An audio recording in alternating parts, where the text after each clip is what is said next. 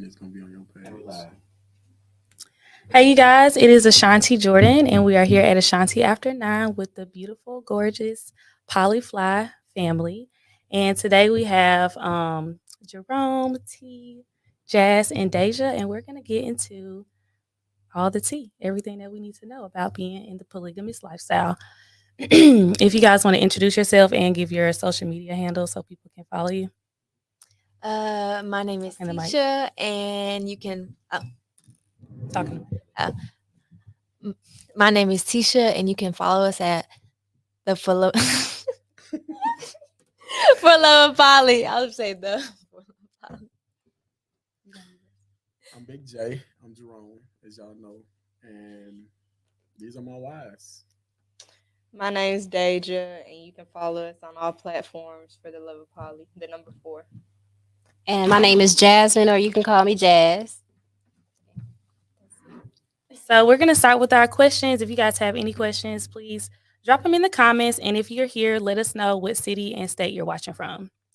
All right. So I know that you guys have been together for a while, but I would like to know the background. So how did you guys meet? What's the length of time that you guys have been together? Who wants to start? You can start. Okay.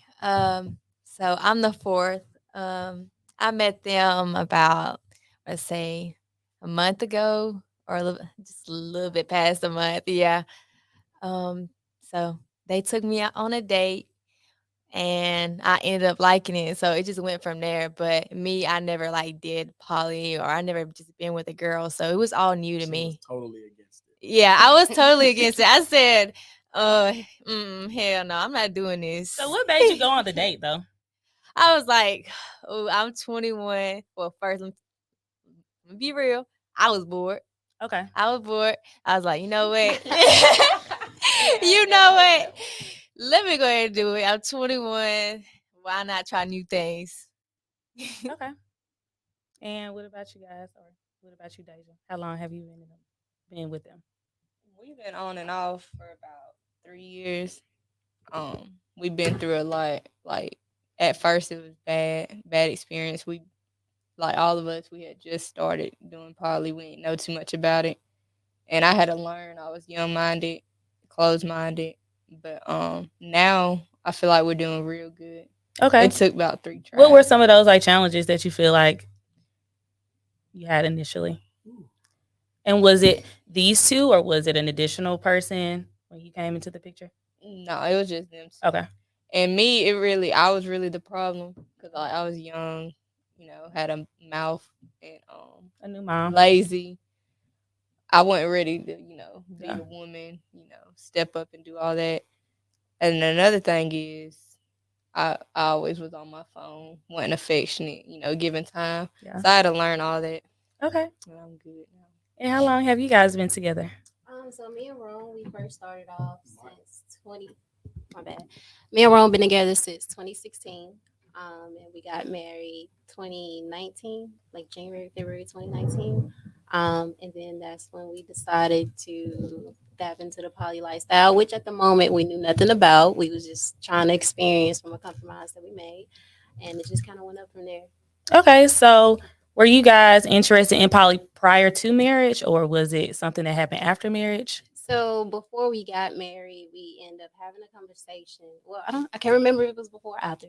But we ended up having a conversation. We was playing a game, and we basically figured out I knew I wanted to be with a female, and then Ron was like, "Well, shoot, I want a third person in the house, so let's do it." Okay. And we just kind of went from there. And Deja was the first girl for the first experience. And at that moment, we didn't know a lot about poly. We didn't know a lot about the culture, but it took us over the years to learn and study. And I only learned from trial and error. Mm-hmm.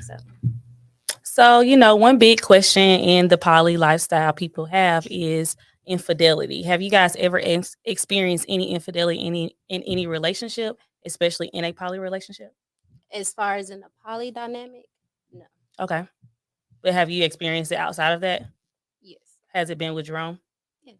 And do you feel like has that ever swayed your I guess, opinion to start being poly, or was that just completely your decision? That was completely my decision, just because I come from a Christian family, so I never had the balls or the courage to actually step out on what I wanted to do. Hmm. And being with Jerome, I was actually becoming comfortable with myself. It, basically, I just had that courage with him to do it. Like Okay. he pushed me to do anything that I desire. Okay. So All right. I have a question for you, Jerome. So the infidelity, when you ask the infidelity, what are you asking about the bads? About the what? The bads. You're asking about the bad, any bad that happened in our poly relationship? No, I mean, like, I guess when you think about dynamics of poly and there being multiple relationships with multiple women, are there lines that have been crossed where someone felt like this could be considered cheating? Like, I know you guys have a relationship with each other, but is there opportunity for him to have relationships outside, independent of you guys? And if he were to, would you consider that cheating? Okay, so what I was so- what I would say with our infidelity, I feel like when we first did poly, it was bad. We started off, it was bad. Why? Because I feel like when you get the okay as a man to go and find another woman, really? So I went out to find a woman, you know, and when doing poly, it's not supposed to be on a man to find that woman. It's on your woman to find a woman. And that's where our infidelity came in with her. And that's why it didn't work. I feel like, you know, I brought her in and it was more of, okay, I was seeing her first. I took her on a date first without Jasmine. I did everything without her. And that's where you go wrong with not doing poly that way. You know, you do everything together. So that's why I was just like a lot of tension. There was a lot of jealousy there. And then the first time Jasmine probably ever just seen us just around each other, up on each other, it was just like, I don't like this. Right. This is not right. So it didn't work. Mm-hmm. Then we ended up trying it again. I guess once we started getting more of an understanding, once we ended up doing poly with another woman that actually did poly, Mm-hmm. it showed us different perspectives and different things about doing poly. So it Okay. opened our eyes to be like, so this is how it's done. This is how it's supposed to be. So it definitely took some understanding and some bad trial and error. Like it was really like when I tell y'all, if Jasmine tell y'all she never was jealous, she was definitely jealous. Like Mm-hmm. she had that jealousy, and I feel like everybody got a sense of jealousy in them. Absolutely. It's just how you control it and how you handle it. You know how you communicate about actually fixing it.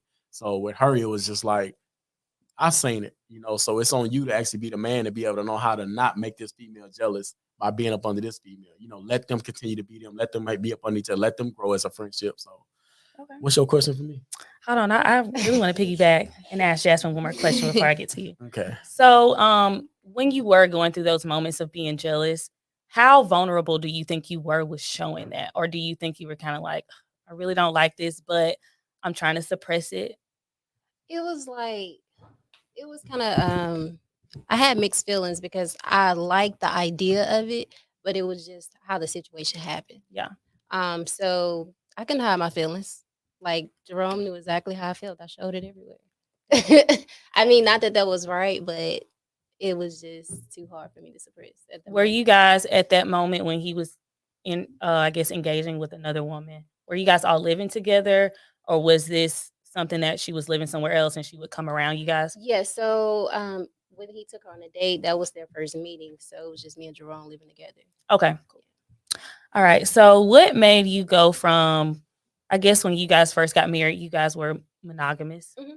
So, what made it go from, we want to go from monogamy to polyamory? Playing a game. We was all at her. We was all playing a game. Never have I ever. And playing that game, Jasmine expressed to me, "Hey, I always wanted to be with a female. Come to find out, Jasmine gay." Jasmine say she watched lesbian porn and all this stuff. So she was like, you know, we should try a threesome. So Jasmine's a very lovable person. She love hard. Mhm. So me, I'm a more of a survival type person. Okay. So I'm like, you know, why do we want to bring another female in just for sex? Why can't we just bring another female in for income, Mhm. for better stability, to be able to build an empire and all that? So we didn't know what we was looking to. We didn't know what we was doing. So it's just like, I want to have sex with a girl. I want to be with a girl. And then I'm like, you know, I want to build and I want to see what can come behind actually bringing another woman. So we agreed on that. And that's where the poly came from. So, what made it go from poly and not like maybe doing something like swinging? What was that deciding factor? We did research. Okay. We do research on everything. We look in anything that we follow or anything we look into or do as far as like religion or anything. We make sure we do our research and we're not closed minded to where we go off of what we was raised. Right. Everything, and a lot of people I feel like in this world go off of what they was raised and they don't try to learn new things or step outside of what they know or Mhm. what they was raised on to figure out new things and learn new things in life. So that's why a lot of us I feel like are stuck. Okay. So I know you just recently got into the poly lifestyle, what, a month ago? Mhm. So how did your family take you deciding, hey, I was monogamous, I guess, up until this point, and now I'm going to kind of pivot and go in a different direction? So at first I was scared to tell my family because I'm like, oh, they're gonna judge me or Yeah. they're gonna say something. Yeah. But I eventually told my sister. I told her first, and I thought she was gonna be like, "What the world do you have going on? Like, what is wrong with you?" But I mean, she was happy for me, so I guess that's well. My mom, I mean, she's happy for me, but she's still like, Yeah. my grandma's like, he's a pimp. Oh, really? Yeah. Oh, girl. Not a pimp, honey. A pimp. So what about you guys, this family? My family, I have a small family, but And you're from uh, Birmingham, right? no, Oh, I'm you're from not. Talladega County, Okay. around that area. I ain't Okay. gonna say the city, but my family, they ain't judgmental. Like my whole life, they don't care like what you do, who you talk to, whatever makes you happy, and they accept it. So my mom, I felt like I ain't even had to tell her, you know, Mm-hmm. like she knew and she was just cool with it. She ain't question it. She ain't do none of that. Mm-hmm. She like ask about them and everything. Like she makes me feel comfortable. Okay. Well, for me, I got the typical Alabama Christian family.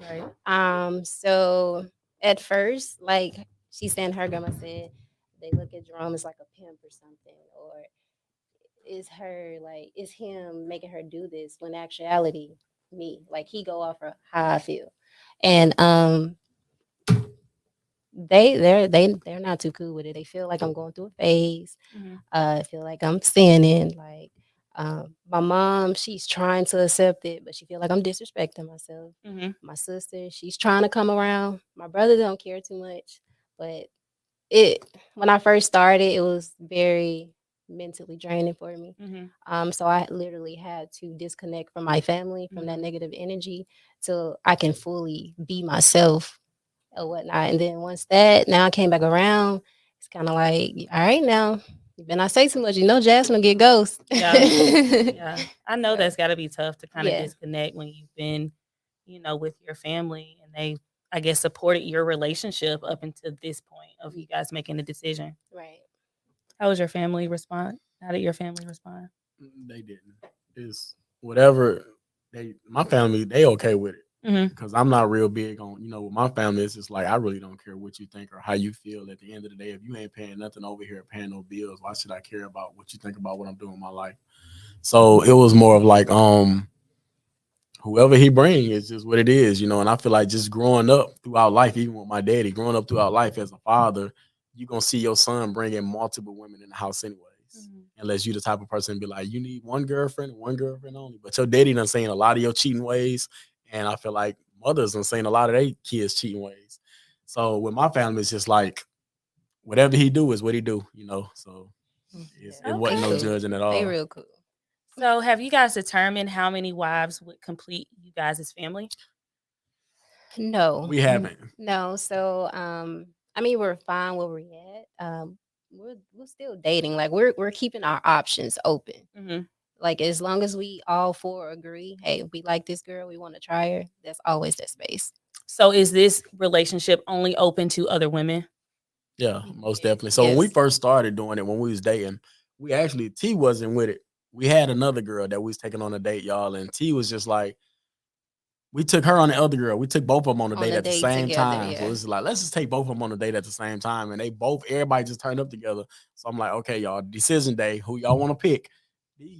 They said they want both. So they wanted her and the other girl. And I'm just like, oh my God. So it's just like, so it was definitely like, okay, let's get both. Mm-hmm. So just throughout time, things start coming out to it and be like, okay, we definitely picked a good person. We definitely chose the right one. I feel like, because even when you coming into something, even a relationship, monogamous or not, it's a lot of things that you're not gonna know that you're gonna have to adapt to. And one thing about this woman is she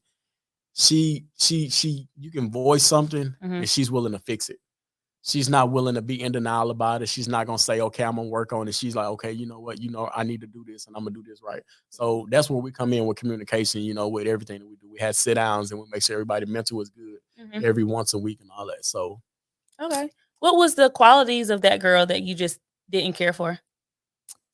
I mean, she really stayed to herself. Mm-hmm.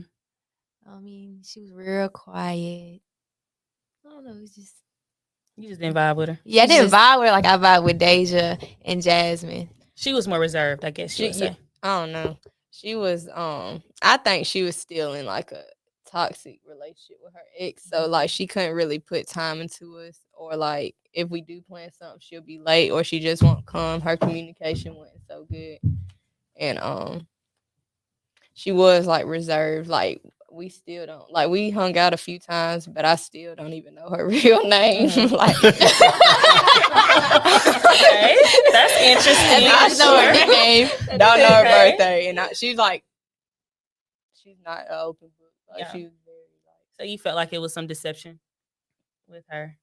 So what qualities do you say you would look for in a potential wife? she was very dope though. I can't say that. I can't say she was dope as a woman. She fooled, I ain't gonna lie. Because before it was just like, if we can't get both of them, we're gonna settle with her. We was just gonna go with her instead. Because it was just like when we first went out, she came in, she was responsible. When we came in, they had drunk or whatever. She made sure everybody's shoes was off. She laid everybody down. She got up in the morning, she cooked, she cleaned. I'm like, oh, this is it. Mm-hmm. But behind that, it's just like, I guess it was a front.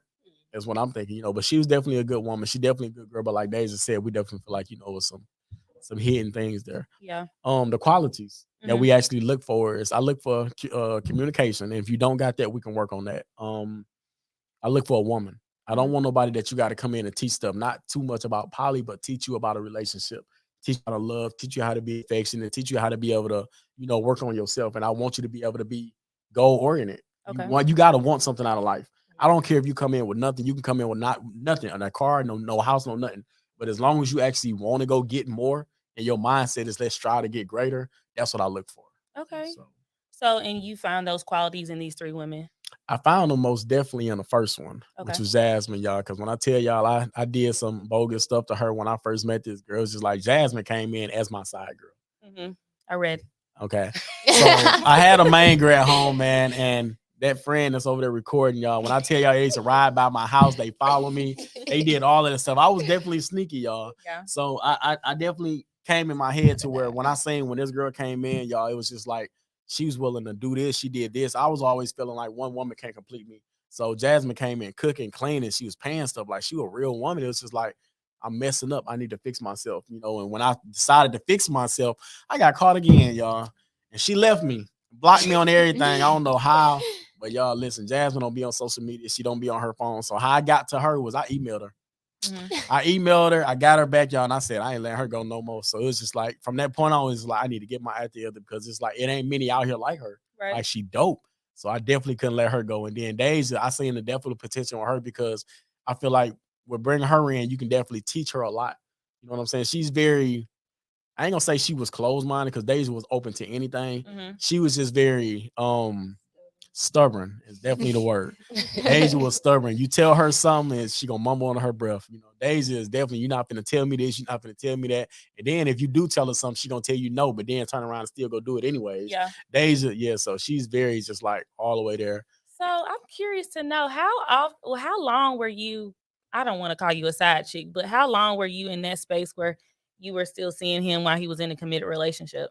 Well, and what made you just be like, so that's not the case. So the case was I thought I was the main. Okay, got it. I thought I was the main. And it maybe took a few months, probably a few months. Were you living with another woman? She was staying with me.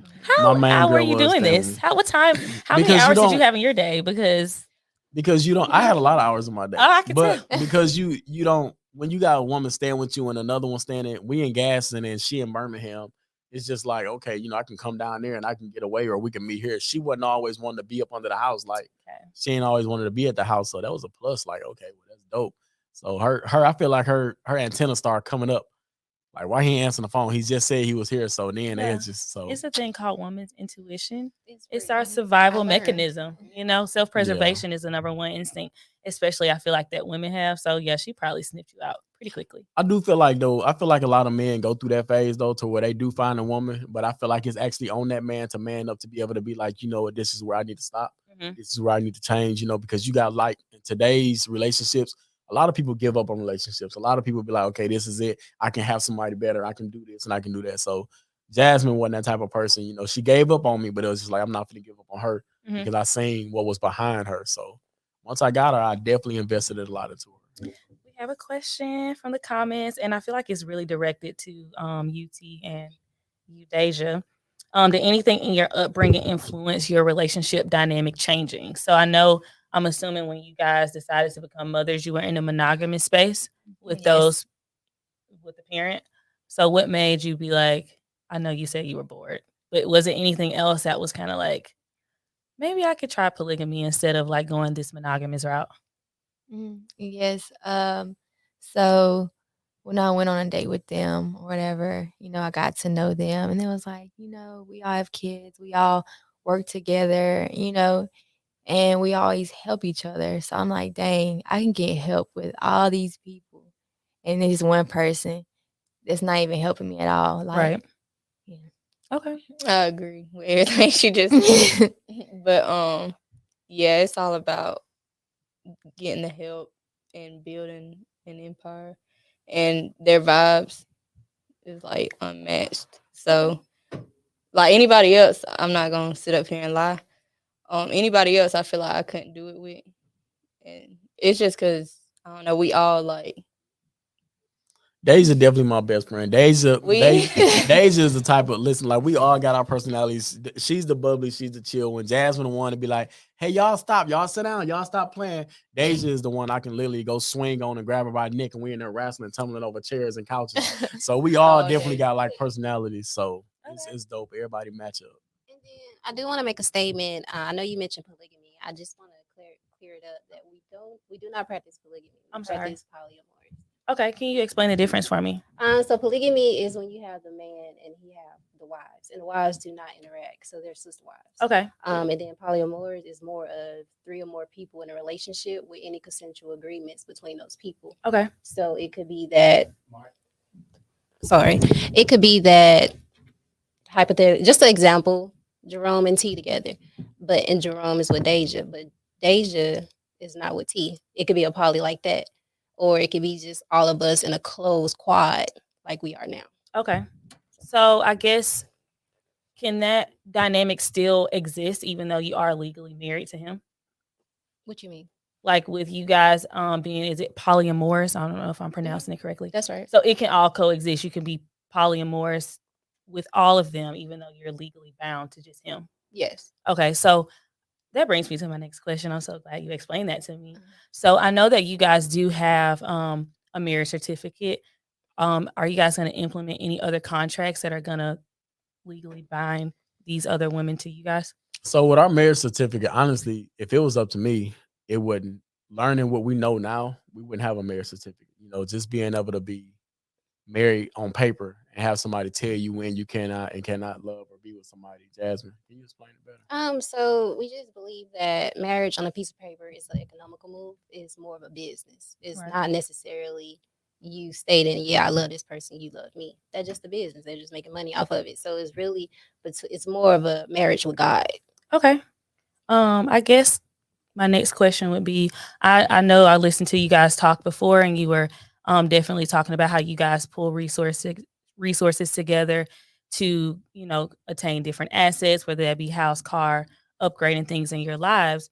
So if this goes on for another 3 years and you guys move into a bigger house, and then a wife decides that she wants to detach from the group, but she has equity in that home, how do you think that that would work without there being a contract in place? Well, we're not no bogus. We're not a bogus relationship. Right. To where if you do feel like you want to leave and you do have something in it, we're gonna make sure that you get something out of it. So our ex-girlfriend, we actually had a business in Gaston, which was RJT and More. That was a business that we created within us. So once we left that business and we decided we didn't want that business, hey, okay, we're gonna sell this, we're gonna get rid of this, we're gonna send you your half and split it down 3 ways or whatever we all put in. So we're not gonna leave and just make sure you leave this relationship and go be with somebody else to be monogamous with nothing. So well, I understand that, and I definitely respect that you guys have that respect for each other. But I know that we all are aware when people love each other and it goes awry, that sometimes those agreements that we have go out of the window. You know, you can think of how divorces are so nasty. And so that's just why I brought up the contract thing, because it is, you know, something that you want to protect. You don't want someone to leave and, you know, if they have equity and they get an attorney, they could try to get you all out of the house. I feel like that just still goes back to a lot of people even being in marriages and being in relationships still living a lie. You know, I feel like that's where communication is not in place to where you can leave a relationship and y'all leaving on bad terms to where you love this person one day and then 2 weeks later you say you hate this person. So being in that relationship, you definitely leaving a lie. So if you got to leave and you actually holding a grudge against this person because they did this and you can hate this person and you do anything to hurt this person, I feel like you never love this person. I don't think that that will always be the intent starting out, right? You know, like I'm sure you guys have had some form of relationship with the opposite sex or same sex that was great. You know, when we first met, that was my best friend, that was my guy, that was my girl. I loved them. And then towards the demise of that relationship, that love didn't always exist in that same capacity, you know? And I'm not saying that you guys are wrong for that, but I'm just saying it's a perspective that people want to know. How can you protect the money that you put in, making sure that you get it out? Because, you know, you have your listeners and your following that are interested in poly and they want to be connected in the same ways that you are. Well, now that you put it that way, it is actually that is a difficult question. That is a you know, difficult question. how can We you haven't actually make sure had that you're getting out? We have to have that conversation. Yeah, how can you make sure that you're getting everything out? You know that you put in, and everything is equally. Which some people I feel like you will have in a relationship to be like, you know, I just want to leave. I don't want nothing. Right. You will have some women like that, you know. So, but you know the famous statement, "Hell have no fury like a woman scorned." yeah, You know, and I don't want anybody to be unprotected. I don't want anybody to be uprooted. And I'm not just speaking to you guys, but you know, even to the listeners. But I think that it would be advantageous to have that conversation with your partners to make sure we all on the same page. And also maybe to even have something written so that when you get on page 2, we all still on page 1. yeah. So, you know, speaking about living situations, are you guys, I know this was a hot question on you guys' live. Are you guys in an apartment? Well, it was working my nerves with that question. No, but no, we stay in a house. Okay. So do you guys have do you guys spend time in the same room when you go to sleep? Do you guys have different rooms that you sleep in? Do you go to different rooms? Do they come to your room? We all sleep in the same bed. Okay. Sometimes though it be hot. So Jerome, he'll go on the couch. He sleep on the couch a lot lately. But that's just cause I don't know. He like to sleep cold. Like it be super cold. And then TV having this big old thick blanket, and don't nobody want to sleep next to her. No. She want this big old thick blanket. It is cold outside. They have the windows up, the fan on, the air on. And I'm like, no, I'm finna go in the other room and go to sleep with this big old cover. Yeah. Oh my God. Yeah. So do you guys have any like designated things that somebody does best? Like for the group, like somebody is great with finances, cooking, cleaning, arranging things for the kids. Jasmine is definitely good at cooking. Jasmine got the cooking. I mean, so good. She's the most responsible one. Yeah. We all clean. You know, I cook sometimes, but I don't really know. I'm trying to learn how to cook. I'm not that good. I'm real picky. I gotta look up recipes. If T cooks, she cooking chicken fingers and fries. I do not want to eat that. So, who do you think grounds the group? Jerome. Why would you say? Because any difficult conversation that has to be had, he's gonna start it. If he knows someone is not feeling it today, he gonna make sure he do what he need to check on that person. He makes sure everybody good. He makes sure everybody mental's You need good. to keep your mouth on that mic. Look, he want them to hear No, that. I'm saying because he couldn't hear. Go ahead and say it again. But Jerome, he keep everybody grounded as far as if somebody mental is not good, he's always checking on the mental, making sure everybody mental is good. If any difficult conversations need to be had, he'll be the one to sit everybody down and we'll have that conversation. Okay. So I do have a question, and I hope that everybody can be honest. So I know you guys are in a polyamorous relationship now.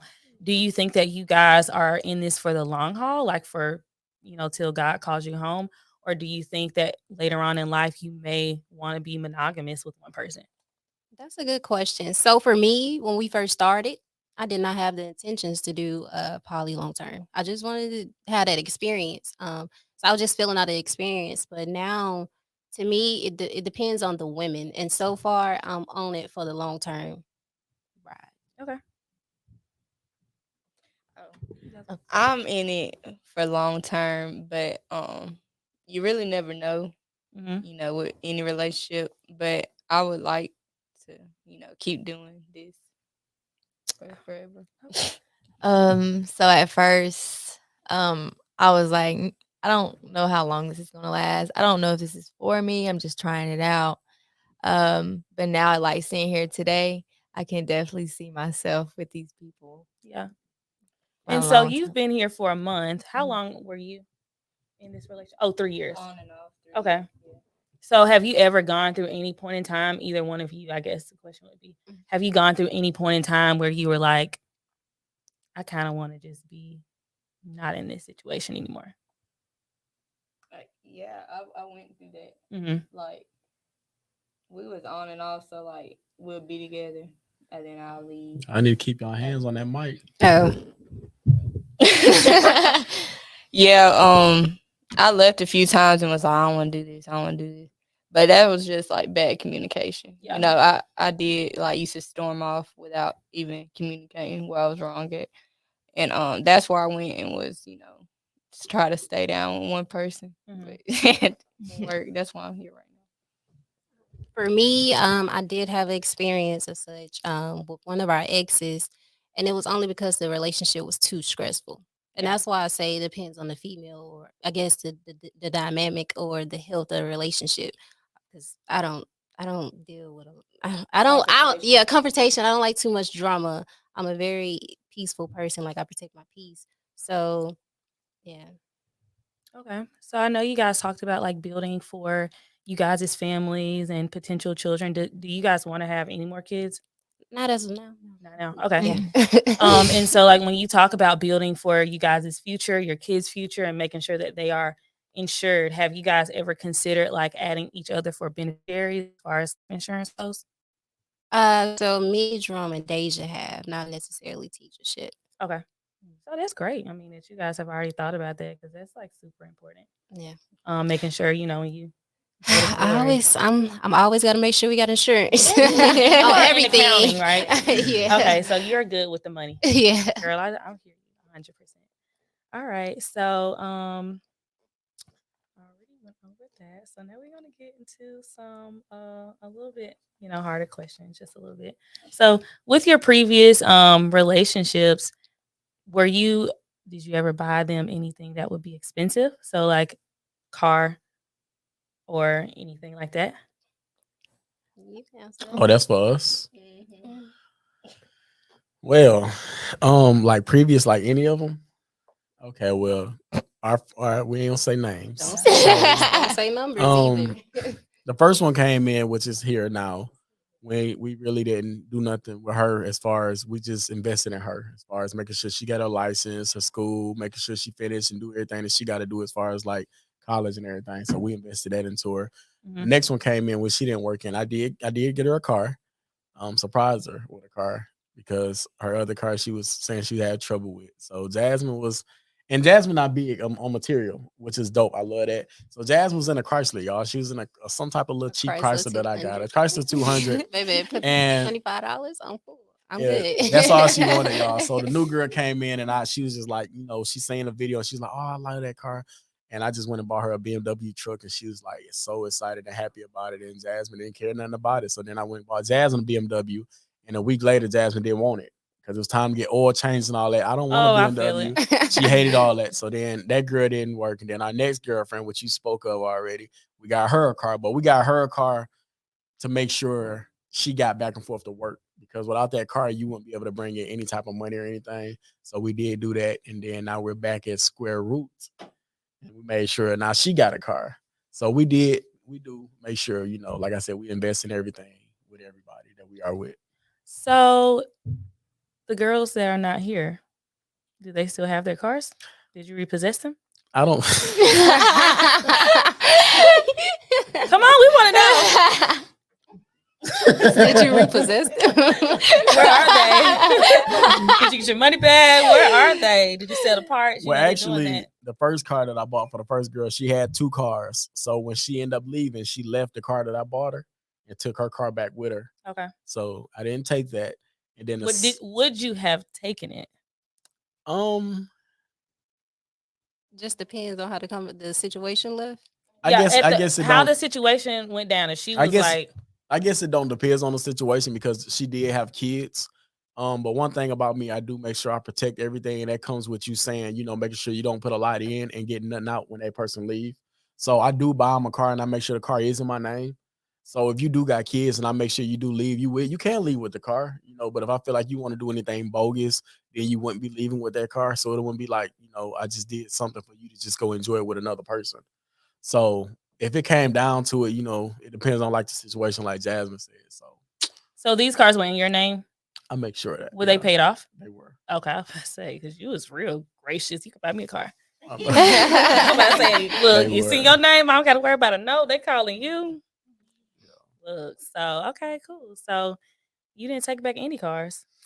And with what's the name car? I don't know if she wrecked that car or what happened with her car. I think she did wreck it. Yeah. Oh no, honey. Yeah, she ended up wrecking that car, and so that's how that went. Okay. So now we're gonna kind of get into some intimate questions. The first one would be, what do you say to those people who feel like you are prostitutes to a pimp, or he is, requiring or requesting you guys to do some things that you don't want to do? What do you say to those people that have those type of sentiments? I feel like people that don't understand us, they're like, oh, he's getting them to have sex with this and blah blah blah. No, it's not that. It be us. It be us. Like that. I guess I don't know. You just have to be in the relationship to understand. Mm-hmm. I feel like people like on social media, they just come up with stuff in their head anyway and run with it. Like, I don't know how they could just say that we prostitutes or he a pimp just by a picture. It's not that, like, it's like 2 different meanings. So I feel like they should do their research on it before they speak on it. Have you guys ever heard of Taz's Angels? We have. I have. You have, and you know that they're the type of comments that they get. I seen that when we first did it, when we first blew up, he actually reached out to us. They wanted us to come down, I think to Vegas or something like that. Mm-hmm. But with the pimping and the player and all that stuff situation, how I consider and what I refer to them as is my queens. So if anybody get on there and say, man, you a dog, you got 3 B's, 3 bitches and all this other stuff, I don't consider them to that. So I do check that situation. And then honestly, in today's time, I feel like if a female mind is not high enough to be able to not let a man play her and pimp her, in today's time with how many women that we have and how smart they become, it's hard to pimp a woman if you wanted to anyways, because females don't learn the game. You got females out here not to where they know, can't no man help me or make me get this money when I can do this myself, even with strip clubs and all this other stuff. Like that's a job, So just being able to say you pimping somebody and you taking from them when we all come in together. Like when I get money, everything go to Jasmine. I don't even carry money no more. So it's definitely an investment, and it's not a pimp to where when y'all get this, give me that. When y'all get this, give me that. It's just me. So it's definitely not that. Okay, cool. I love that. Because like we said, people do see you guys out, and the first thing they think about is like, what is going on? Yeah, like, you know what I mean. And unfortunately, they go straight to you guys' sexuality, which is not in the forefront of any monogamous relationship. You don't walk down the street and see a man and a woman or a woman and a woman and just be like, I wonder what they doing in the bedroom. Yeah. But when they see you guys, they always seem that or feel like it may be coerced. I feel like doing this, you got a lot of people that want you to do that. Mm-hmm. You got a lot of people that want you to actually be like, hey, I'll pay you for this, or y'all should make a OnlyFans. Like, they definitely want to know our sex life. A lot of people want to be in our sex life. A lot of people want to see our sex life, and they want to pay us a lot of money. So doing this, if you're not a strong-minded person and you doing what you're doing for money, then you can actually fold, which we haven't did anything for money. We don't take money for nothing, no sex, for pictures, none of that. Like, we don't do none of that stuff. Mm-hmm. So we don't have OnlyFans, but a lot of people been telling us we need to create one, so we might. But so definitely, yeah. We don't do that. So I do have a question for Deja and T. Being as though Jazz, you and Jerome have had time to have those personal, intimate moments and just connecting with one another, independent of another woman. Do you guys ever feel like you have lacked in any like intimacy outside of the bedroom with Jerome, just like one-on-one? No. Okay. Do you guys like do separate dates, or do you always go out at the same time? Well, ever since I've been here, we're always together. Like, it's never, it's all of us. Okay. Well, we like me and Jasmine before T was here, we'll go out and he'll let us go out, we go out by ourselves, or like if Jasmine's gone at work or T's gone, me and Jerome would be there, and like it wouldn't be weird or nothing. Like, we all spend time together, but sometimes we do spend time by ourselves. Do you ever desire if the other people ain't around? Do you ever desire to be one-on-one with any of these other people in your relationship? Like, without like, well, like I mean, like, I just want to go to the movies with Jazz, or I just want to go to the park with T, or do you ever have that desire to just have that one-on-one dynamic? Not that it would be taken away from the group, but just feeling like I want to connect with this person independently than the group. Me, personally, like, if we're having problems or conflict between each other, then I feel like that'll be good for us to spend quality time together. Mm-hmm. But mainly, like, I like going out with all of us because all of our personalities match, and when we all go out, it just always it's fun. Yeah. So, what about you? I feel like, say if we were going out and one of us was just not there, I just feel like it would just be weird. Like, dang, like, who am I supposed to have right here beside me? I can't have Days right here and then like Jasmine right here, and I'm like, dang, where's Jerome at? Yeah. Well, what are we gonna do? Who's gonna hold our purse? What about you, Jerome? Have you ever had that? Like, I just want to take somebody out to the racetrack. You know what I mean? Like, have you ever had that feeling of wanting to just connect with one lady and not it be a group experience? Definitely not. I'd be wanting them to just leave. Oh, you want all three of them to I go? just want them. When y'all want to go out, go on and go. Y'all ain't got to tell me. I'm finna get on this game, go on and go. Because that's one thing about poly, man. A lot of people say, oh, he doing this, he doing that. Poly itself is 20 times harder on a man than it is on a female. Being in a poly relationship, it make it easier for a woman than it make it for the man. And I say that to say this. I see that now because this right here that came in, y'all. When I tell y'all just the sex life, what I make sure is I make sure all of them, I make sure all of them come before I even do anything. Mm-hmm. So I'm able to do that. But she bring another meaning to actually being able to. Yeah. Can you go it again? Like, are you ready? Are you done? And it's just like, T, come on, what the hell are you doing? Like, this it? Yeah, like T be on. I They don't mean nothing. They young too. Get on the ground. Like Jasmine, she the type. Listen, Jasmine get her, y'all, and this is like, okay, this is it. Y'all finished? Like, come on now. She be like, it's y'all boring. can go ahead, but I'm done. Hey, Rubbing their shoulders, rubbing their back. what she doing? Jasmine just make it weird. She trying to show support. She just be weird, rubbing your ear and stuff like. Thing, Jasmine, why you rubbing my ear? What is you doing? And she be like, And I was just like, okay, why you moaning, Jasmine? You done. So I guess that's her way. You are in court. You're providing an experience. Okay. All stimulation is not physical. You need some sound. Jasmine be faking. She be faking that. Once she get I'll her, be I'm telling you, Girl, you Jasmine do what don't you be need in to do. tune no Get more. the job done. So you She go to don't be bed, in right? tune. Yeah. Don't y'all sleep in the same bed? She's like, hurry up. Yeah, baby. Go Jasmine, ahead. okay. Yeah, for Yeah. sure. And- and she's trying to make sure we all do that. Yeah. And Big T, From the like sideline, like T, she can cheering see a y'all video, on, she can see a cheering movie, and y'all. she be on go. Like we can watch a movie and they get to kissing on the scene, and she'll look at us. I'm like, T, they just kissing. What is you doing? Look, I am not making Y'all eye wanna do contact. something? I'm Y'all not ready? making eye contact. Like, what is you doing? T can just. We went to the strip club yesterday, y'all, and she's just like, it's making me horny being in here. T, like, come on, man. We need to go I'm home. telling you, like, you rub her leg, she on go, like literally on go, like. It's a young woman. I'm What not trying to you hear that young expect? woman. I'm not trying to hear that young woman. T You will ain't gotta literally hear have it you because they drained. will. We'll No, need but she spiced it up. Yeah. She did.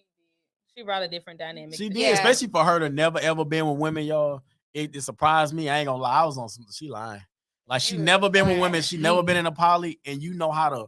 She divided everything all at once, where she was jumping from here to here to here to here. She jumped everywhere, and it's just like this girl nasty. Like she nasty. She don't care. Like you know what? I've been by myself for a while, so I don't watch a lot of porn videos. So I know what I'm doing. Yeah. You know, I've been practicing. Okay, girl. That's what we talking about. She did her research, so she was Yeah. ready for y'all. Y'all She didn't was even ready know. for Yeah. we wasn't ready for I was her. ready for y'all. Y'all weren't ready Yeah, for we me. weren't ready. We thought we were gonna turn her out. She done got in there and turned them out. So when you guys are looking for different partners and you guys' dynamic, do you normally search within a poly community or do you kind of reach out and kind of see who catches the hook? We do both. Yeah. Yeah, we do both. Because a lot of people, especially in Alabama, are not familiar with poly. Mhm. So it can be a little difficult approaching a female that is monogamous. Mhm. So I What- think it'll be my fault. I think it'll be easier to be with somebody who is monogamous. Really? Yeah. Why is that? So you can teach them more and stuff like that, so they can learn, and then you can your experience. Like somebody who did poly before, they'll be so used to that other relationship. Yeah. And that yeah. dynamic. Which a monogamous person, when they come in, for one, if you already coming into a poly, you're already open minded. So when you coming in, something open minded, just like getting a new job, you got to learn this new job. So you got to learn how they do things. You got to learn how things are done, and you're gonna start doing your research also on the job if you dedicated to your job. Right. So being with a monogamous person is just like I said, being with a new job or being with a virgin. It's things that you got to adapt to. So it's hard to bring a person in that done already done poly because they adapted to this, they used to this, they used to this. And it's just like, I want to teach you my way and y'all teach me your way. And it's just a lot of confusion to where, so definitely do your research when you're coming into a poly and definitely make sure, like I said, monogamous to me is bringing a monogamous woman in is 20 times easier and it make it a lot better. How do you feel like you guys would have patience for that? I mean, because I'm looking at myself and I'm a monogamous woman, right? And I think that you guys are great. But I'm going to tell you the truth.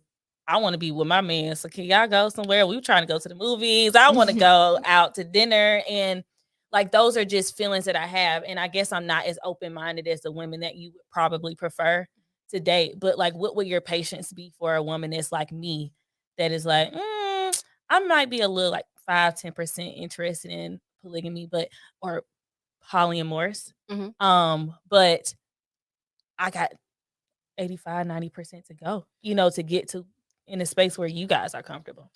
So to you, I would say you need to spend time with the females. Like me, say for instance, if you was joining our poly, me, you, and T, we and Deja, we will all go out. We need to make sure that you are actually interested in females. And that's what solved that issue, because it should be no reason that you just want to be under your man because you're with the women too. Okay. So Sorry. So bringing somebody into monogamous is definitely on the man. It's on that man. Because you can be a type of man to where you bring a female in that's monogamous and you just be like, oh, I got a new female in. I need to get her this attention to do that. It's definitely on the man to be able to make sure that they go out and spend time. It's definitely on the man to make sure that they be able to go grow that relationship within each other. You don't got to always be up under them and be with them with everything they do. Because one thing about women is once y'all adapt with each other and once y'all get around each other and y'all start feeling each other, y'all going to feel each other. the thing about a man is a man with a woman is he gonna adapt to her anyways. Mhm. You don't have to be around me for me to adapt to you. You could be gone 24 hours out of a day and I'm gonna still adapt to you and I'm already be feeling you, especially if you a man that know how to invest into your woman. So I don't have to be with a new female that come in like with T. I don't gotta spend time with T at all unless she want that time. But I'm not gonna spend a lot of time with her because that's gonna start making antennas come up to be like, well, maybe he like her better. She didn't came in, maybe he feeling her better. So you don't do that. I would come in, I would do things with T, and I would be like, T, y'all need to go out, go have a dinner date, go, spoil yourself, go do that type of stuff. Go in there and have sex, y'all don't need me. So you make them just do things within themselves to where you don't involve yourself. Okay. So would you say this relationship is not based on sex, right? it's definitely not. Right. It's definitely not. So would there be a space for a woman that is interested in like just Jerome and not she isn't interested in having a sexual relationship with any of you women? Is there a space for a wife? No. Okay. And is that just because that's how you guys' dynamic is and that's Yeah. how you like to keep it? That's correct. Cool. So Yeah. what would you say to a woman that is maybe, interested in being in a community like you guys, like being in relationship and maybe having an emotional connection, but isn't particularly interested in having a sexual connection with other women? Would you think would she be a candidate for polyamorous or polygamy? Polygamy. I think poly too, though. Like I said, it's all about See, Jasmine, look. You be looking for yo. what Nothing. I think. What else? God, dog, I hate when I you ain't do got nothing to do with that. that. No, don't cut me off. I ain't- But I feel like she could be a good candidate for poly too because it still goes back to compatibility. Like when you have that first date with that person, you let them know straightforward what you're looking for and what you want. Mhm. So as long as they both can agree and they both consensually agree, if they want that relationship and they both on the same page, that could happen in poly. Okay. Cool. But you said a woman that's like only emotionally or intimate with a man instead Like of other women. I guess a woman that's like I'm cool with my man, not my man. I'm using my sentiments, but with the man being engaging with other women, I'm cool with you guys even engaging all together. But it just isn't my preference to be intimate with another woman. She just want to be in an That- open yeah, that'd be- relationship. Okay, Yeah. cool. Open relationship. So polygamy He or do what he polyamorous would not be a place that she would probably. You got not. some. But You got some polygamy though- polys that has set open. that agreement. Yeah. Okay. But polygamy though is like, all right, say they married and then he has other wives, but they're not all her and them, the girls, like they're not intimate. Mhm. I don't know if that's what you were saying, but Yeah, I was just saying like because there are I know you guys mentioned like different types of poly as I've been doing my research and I'm not as versed with the terminology, but I do think like you said, Jasmine, just agreeing, all of you guys being in agreement is going to be the most important thing for the dynamic to continue and work. Yeah, and then with us, we more of closed too. So Okay. what we do is we're not open. We're not open to where they can just go out and go have sex with somebody, or I can just go out and go have sex with somebody. If we go out and when they see a female that they feeling, like I said, I do whatever they want. I do whatever they want to do. I go with. I didn't want to add another girl. I didn't want to. They wanted that. So whatever they want, okay, we got another female. If they want to add another one, I'm just there. Mhm. So I agree with whatever they agree on, whatever they want to do, whatever they just dare to do. It's just like, okay, let's do it. So if any of these women were to have an independent relationship outside of this dynamic, that would be cheating That will be within this group. I It- feel like that's where STDs and all that come in, because I'm not finna go out and do something with somebody else, because like you really ain't got to. It's like all Yeah. these people. So Okay, so my next question, it just flew in my mind. And we were talking about talking about STDs. Have you guys ever experienced like because you guys are intimate with each other? Have you guys ever experienced any change within your personal self because you are now going from being a monogamous woman to now being intimate with 2 people, 3 people, or one other person? all right, when I was monogamous, like it was worse than being, what we are now. Mhm. Like I he was cheating and stuff, so I would get STDs, Right. curable STDs. Thank God. Thank God. Thank God. I ain't got nothing That's no a more. good answer. But it's being poly, nothing really throws me off besides, BV. That's common. But Mhm. that's common in monog. It is. It's common in a lot of women. Other And it than doesn't that, have anything to do with sex either. yeah. Other than that, though, like Oh, it don't. It's bacteria. Yeah. I mean, you can get it from a partner as well, but it's just like an imbalance within the vaginal canal, all that kind of stuff. So if one of any of you guys were having a outside relationship is and somebody else found out, are you responsible for telling on that person or Yeah. okay? Yeah, you definitely gonna tell me. You would definitely. We owe the relationship loyalty. Yeah. Yeah, you would definitely know too, because it's gonna be like we got all type of medication that's gonna go through this house now. You got chlamydia. You got chlamydia. Damn. So we all in here burning. So what's going on? Right. Somebody done stepped out. Okay. So when it comes to you guys like being in a relationship with other women and it didn't work out, was that like a unanimous decision? Like if you were to boot anybody out of the group, would that be all or none? Or would it be, I ain't really messing with such and such right now, but these two people still like her.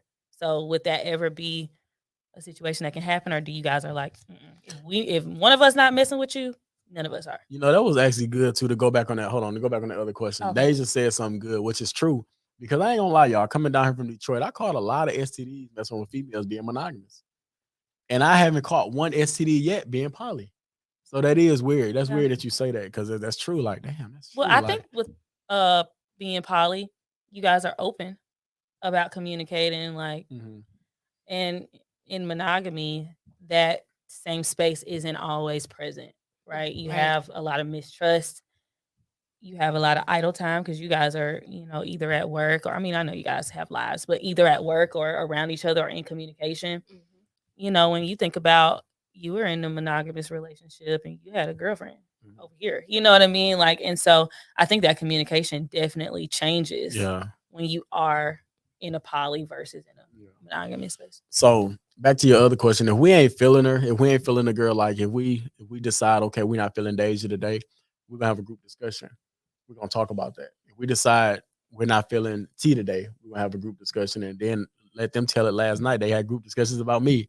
So we're gonna all we call meetings. We definitely call meetings. We don't make decisions without the other consent. Okay. So if I say I don't want to be with them no more, Jasmine, I'm tired of them, this and all that, Jasmine gonna say, well, we need to sit down, we need to talk first, we need to try to figure out a solution, and we're gonna handle this together. You don't just make a decision within yourself to say you don't want to be with this person no more. Okay. So that's a good way of actually figuring out. And she actually bounded that rule because I was to the point where I got zero tolerance. So if I feel like a person is not doing this, I'm ready to give up. Like, do you feel like that is fair though? Because do you want that same? I don't feel like it's fair at all. But that's why I said when she made that rule, it actually fixed me. And that's why I said being in a poly, it actually make a man understand more coming from multiple women than coming from one woman. So with me being in a monogamous relationship, I always had a girl tell me, you need to stop doing this. You need to stop doing it. I'm like, I'm living my life. You can't tell me what I need to stop doing. You just sensitive. You just this. But then when you hear multiple women tell you the same thing about how you are within yourself, it'll make you question yourself. So with her setting that rule and that boundary, it was definitely dope to be like, we need to have this conclusion. We need to come together and you need to just sit and think because you're talking out of anger right now. Just chill out. Let's talk. So once we do it, it actually fixes it. It actually do fix it. So that's dope. Okay. So, do you feel like you lose some of your individuality in this dynamic? Like, do you feel like you lose a little bit of like your independence when it comes to the dynamics of this relationship? It's room for it. But you gotta know how to prioritize your time. You gotta know how to take a day and do self-care, give a day to yourself. And that's something I don't know if I ever seen Deja do it. I don't know. But I know I seen T do it the other night. Jerome do it time to time, and I do it. But I ain't never seen you do it. Because she always want to be under me. Do you guys? The least person I want to be on. Every time I'm on the couch, she on the couch. Do you feel like you guys do things like, do you hang out with your friends like outside of the group? Like our family is our family within us. You can have friends and all of that stuff, but I feel like there's just more confusion within yourself. If you want to go have friends and all that, you can do all that. But when you get in a poly, it's just like your friends is just like, shit, if my friends not hanging out with me in my relationship, then they don't need to be around. Really? It's just like, it's dope because our poly is like a dope. We like friendship and relationship, we all of that. So with Jasmine, like her friend, she would give me a look, like that's her friend, but it's just like Jasmine always want to be up under me. She always want to be up, but it's just like that's just her, and it's just like I feel like you really don't really have that space to be like I want to go hang out with other people or I want to go be with other people because it's just like It's like I be want to have all my people together. Like, yeah. You don't ever want to have like girls, like my girl. no, she be trying to get on to me about that all the time. No, I want Jerome, I want Deja, I want Legs. Yeah. And if it's a girls' night, which I say I can limit myself, I gotta limit myself to how many girls' nights I do. Because look, Yeah. it'll be me, Deja, and Legs. Like my relationship is always included. Like when I'm hanging out with my friend. Okay. You don't ever desire to be like, I'm finna go watch the game with the guys. Like, I don't have friends. I don't associate with dudes for real. I'm always to myself. Like if I'm not with them, then I don't associate with people. I don't feel like a lot of people really don't vibe as far as on my level.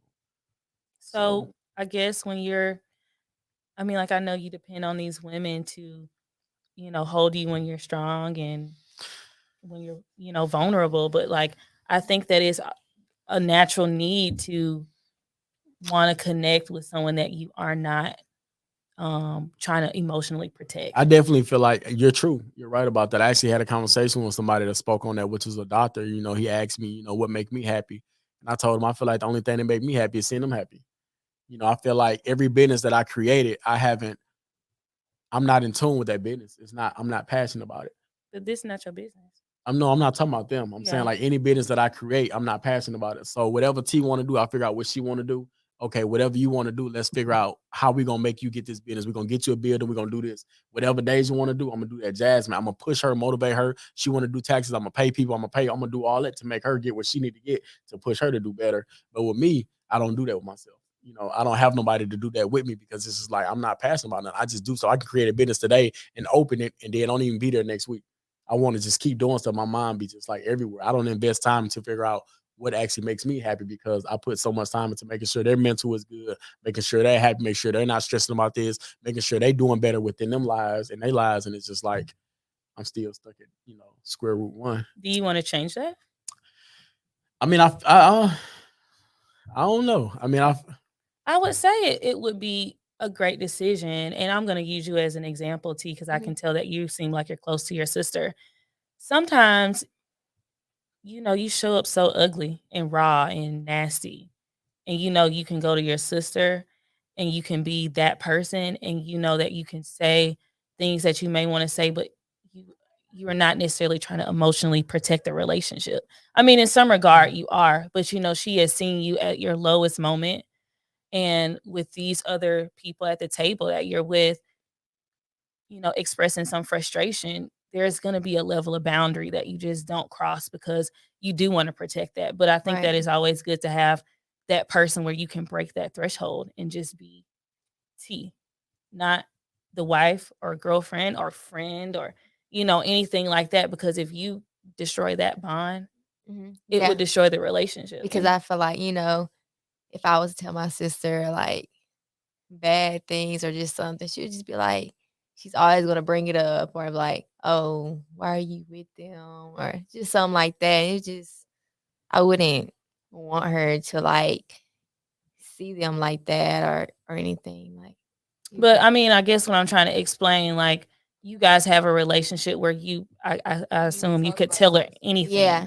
And that she could even, if you tell her, man, Deja pissed me off. She used all the toothpaste this morning and I'm annoyed and my hair is not turning out right. And you can go and tell her that and she's not going to come up and be like, girl, why why did you use all the toothpaste? Why did you have attitude?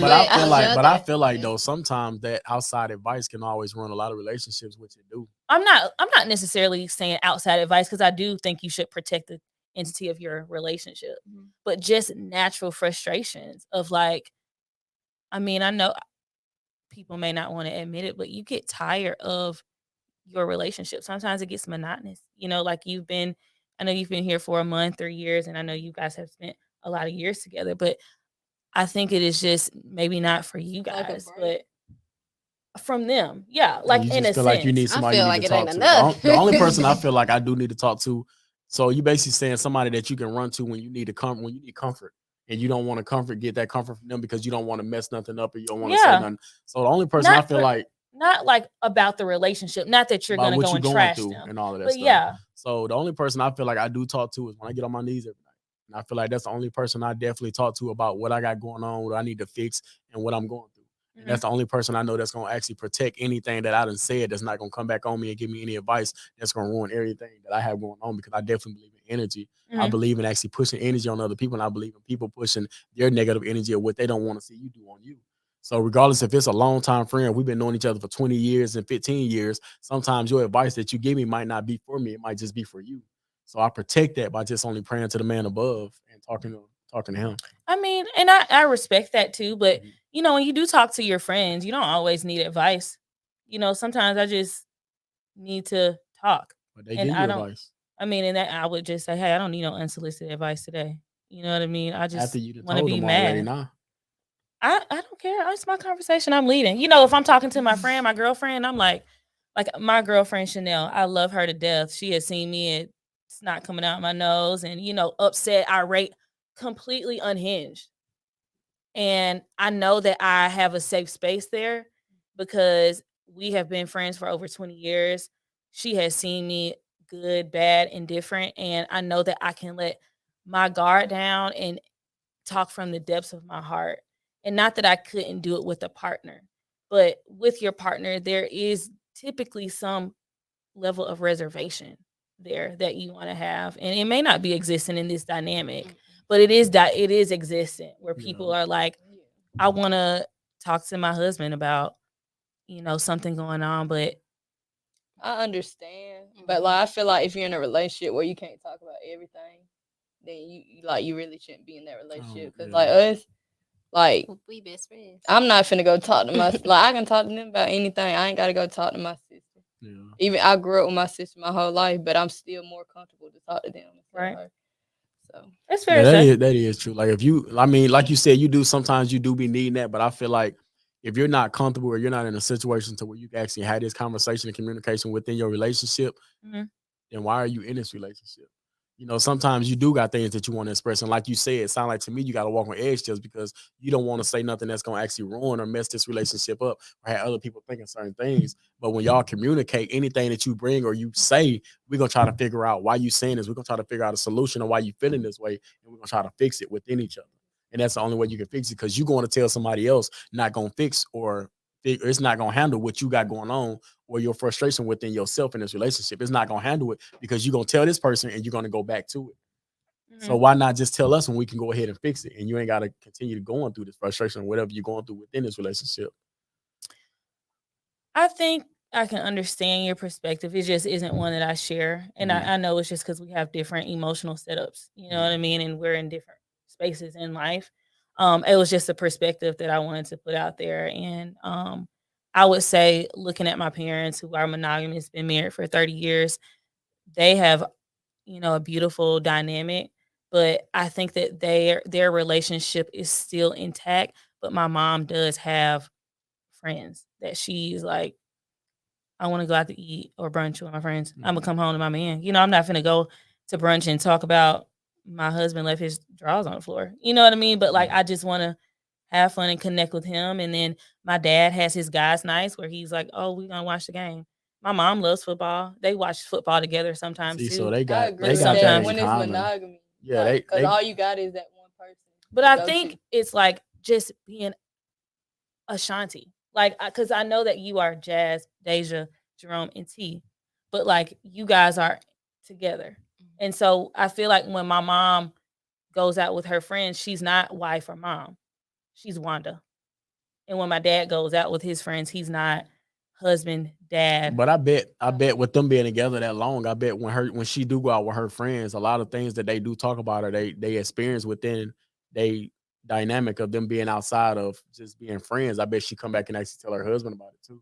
Yeah, Like she tell her because that's her best friend. she'll be like, So yeah, we she had still a great time at brunch. I'm not with my mom at every brunch, Mhm. but just knowing her disposition, she is not one that's gonna be like talking to her friends that her husband get on her nerves. Yeah, You know what I mean? yeah. She is gonna always protect that relationship, that love, that bond, that trust.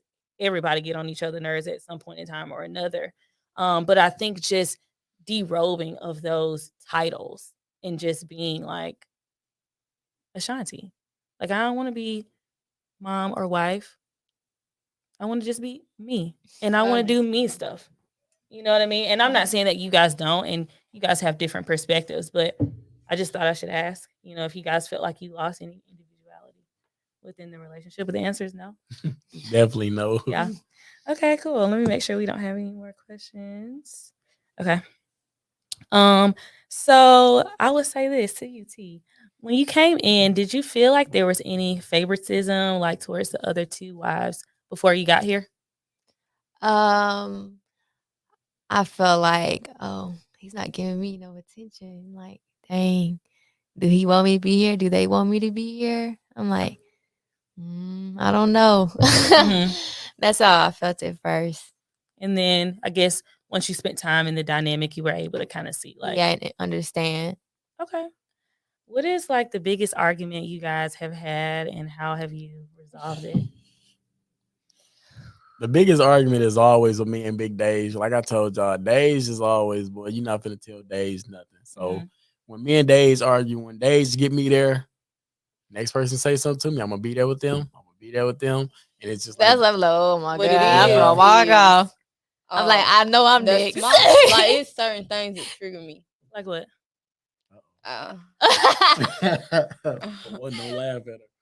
I don't like embarrassment. Like I don't like. All right, we in a room full of people.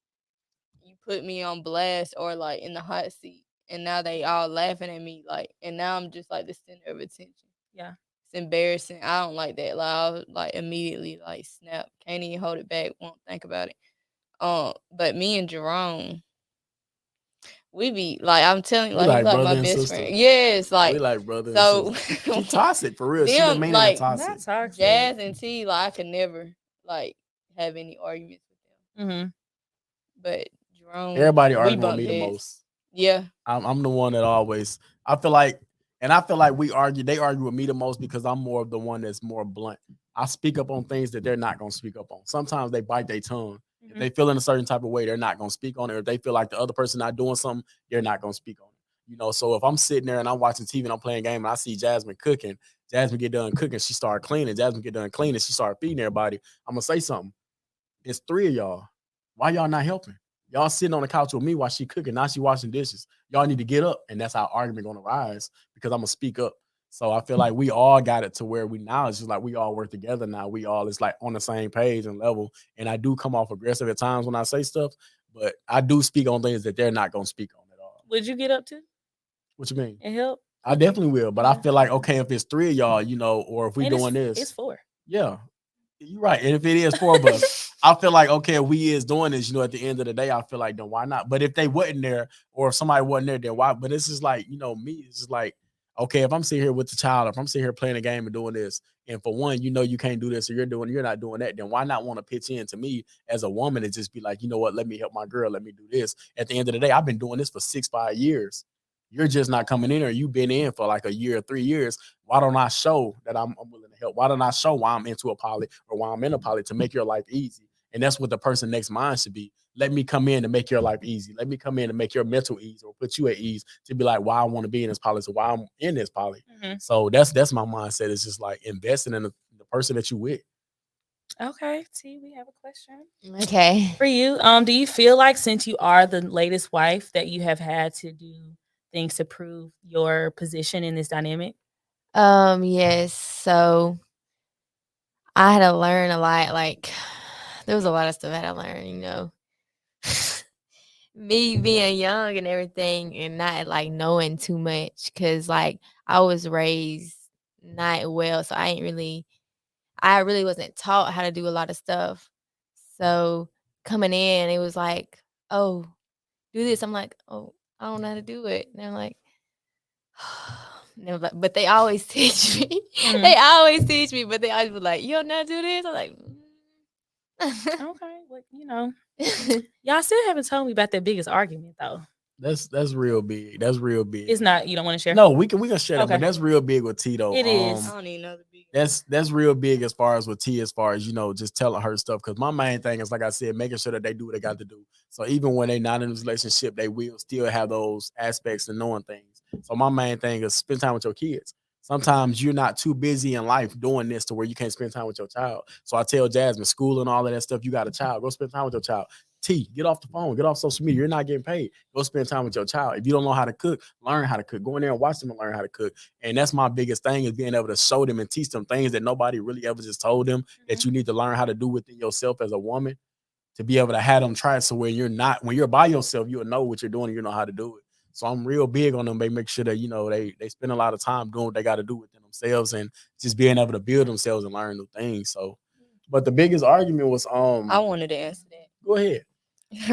I think our biggest argument it would be between me and Jerome. I think it would be like my mouth, like, cause I am fly, like at the mouth, like I say stuff hurtful, and like I really take it too far, cause like if I would just communicate, but it is certain stuff that triggers me, so I don't even think to even like not snap, but like that's something I've worked on, but it's always that like. What was the argument about? Do you care to share? When was the argument? 'Cause I'm trying. I thought you was. When was? Yeah. I feel like you talking about with all of us, or I don't care. It could be two of okay. y'all, So one of the y'all. biggest argument I would say with all of us three would be the time where we stopped talking to days. We cut days off. This was when we first started doing poly. We cut days off, and we stopped talking to days. What she thought that we did, but I was still talking to Deja on the side. Okay. And I feel like that was one of our biggest arguments that we had. That was it was disrespectful. It was something that shouldn't have been done. That was one of our biggest. Cheating? That is considered cheating. So that was one of our biggest ones. The biggest one with all of us, I would say, would be I don't think we really had one yet. I don't think we really had one. The biggest one that we had was probably last night. Yeah, it was with me. It was about with Deja. Deja got out the car. She got the walking. It was cold as hell. Yeah, she got out. She said, "I don't care." I said, "Deja, you need to find a ride. You need to find somebody to come get you. I can't do this with you no more." But it was a prank. No, listen. It was a prank, and she took it serious. When if I walk off and leave, like you better come after me, because like it was cold, and I'm just like, man, I didn't walk. And she ain't here. I'm waiting on them to like. Come get me. Like, is you gonna stop me? But it was a prank. Like that, how her like you feel. That was the biggest argument, but it was a prank. So and you was pissed. She was mad. After you told her, I was cold as hell, but like I'm so what is it? Prideful. Yeah, pride. That's another problem. But like they followed me in the car, and they was like, "Get in the car." I'm like, "Nope." And I'm cold as hell. Like, "Nope." I feel like my attitude is slightly like that too. I would be. If I walk off, I'll walk all the way to Timbuktu. But I'm not going to turn around. Yeah, I do. But I'm not turning around because it's the principle of the fact that I walked off. I'm going to have to figure it out. Pride is definitely a big thing. That's a big thing with men, and I learned that's a big thing with women. And if you can't put your pride to the side for a lot of stuff, you're going to lose a lot of stuff, whether it's a relationship or whether it's anything in life. Yeah. Pride done killed a lot of stuff within us as people. So I have a question for Jazz and Jerome. Do you think that polygamy or polyamorous relationships have a financial requirement?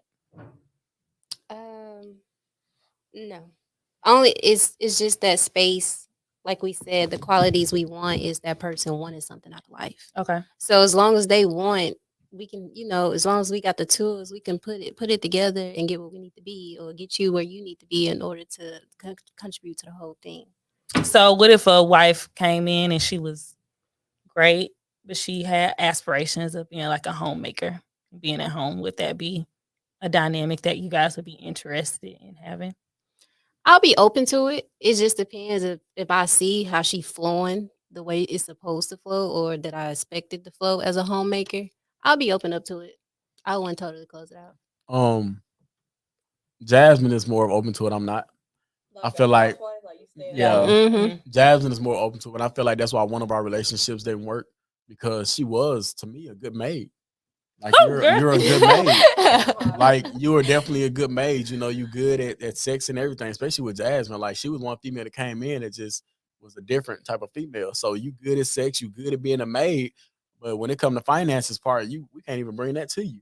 And that was very frustrating for me. Like I said, I do it for survival. Mhm. And if you're just a maid, then we can never grow within nothing because what you're doing, we can do. So we can get in here and cook and clean and all that. You ain't doing them but taking that ease off of us, but we'll never gravitate to get anything in life. I don't want just a maid. Right. And you don't have to. But I will say this, oftentimes when you think of successful relationships and the man is out getting the bacon, you know what I mean, working hard, he wouldn't be in that position if he didn't have somebody at home making sure that that wheel turns too. You know what I mean? And I know that you guys have a different dynamic than a monogamous So he one. need to be out But- getting the bacon and she need to be at home. But what I'll give my parents as an example. So I grew up with my father being an attorney and my mom, for the most part, was a stay-at-home wife. My dad would not be able to have his firm where it is today, where he can successfully take care of my mother still, if my mom was out working and he had to come pick us up at 3:00. I You feel know what like I mean? that'd be mentally draining on a woman though. I'm not gonna say it wasn't, but I think that it was a sacrifice that my mom was able to make for the relationship. And I think that that small sacrifice that she made definitely panned out to be great at the end.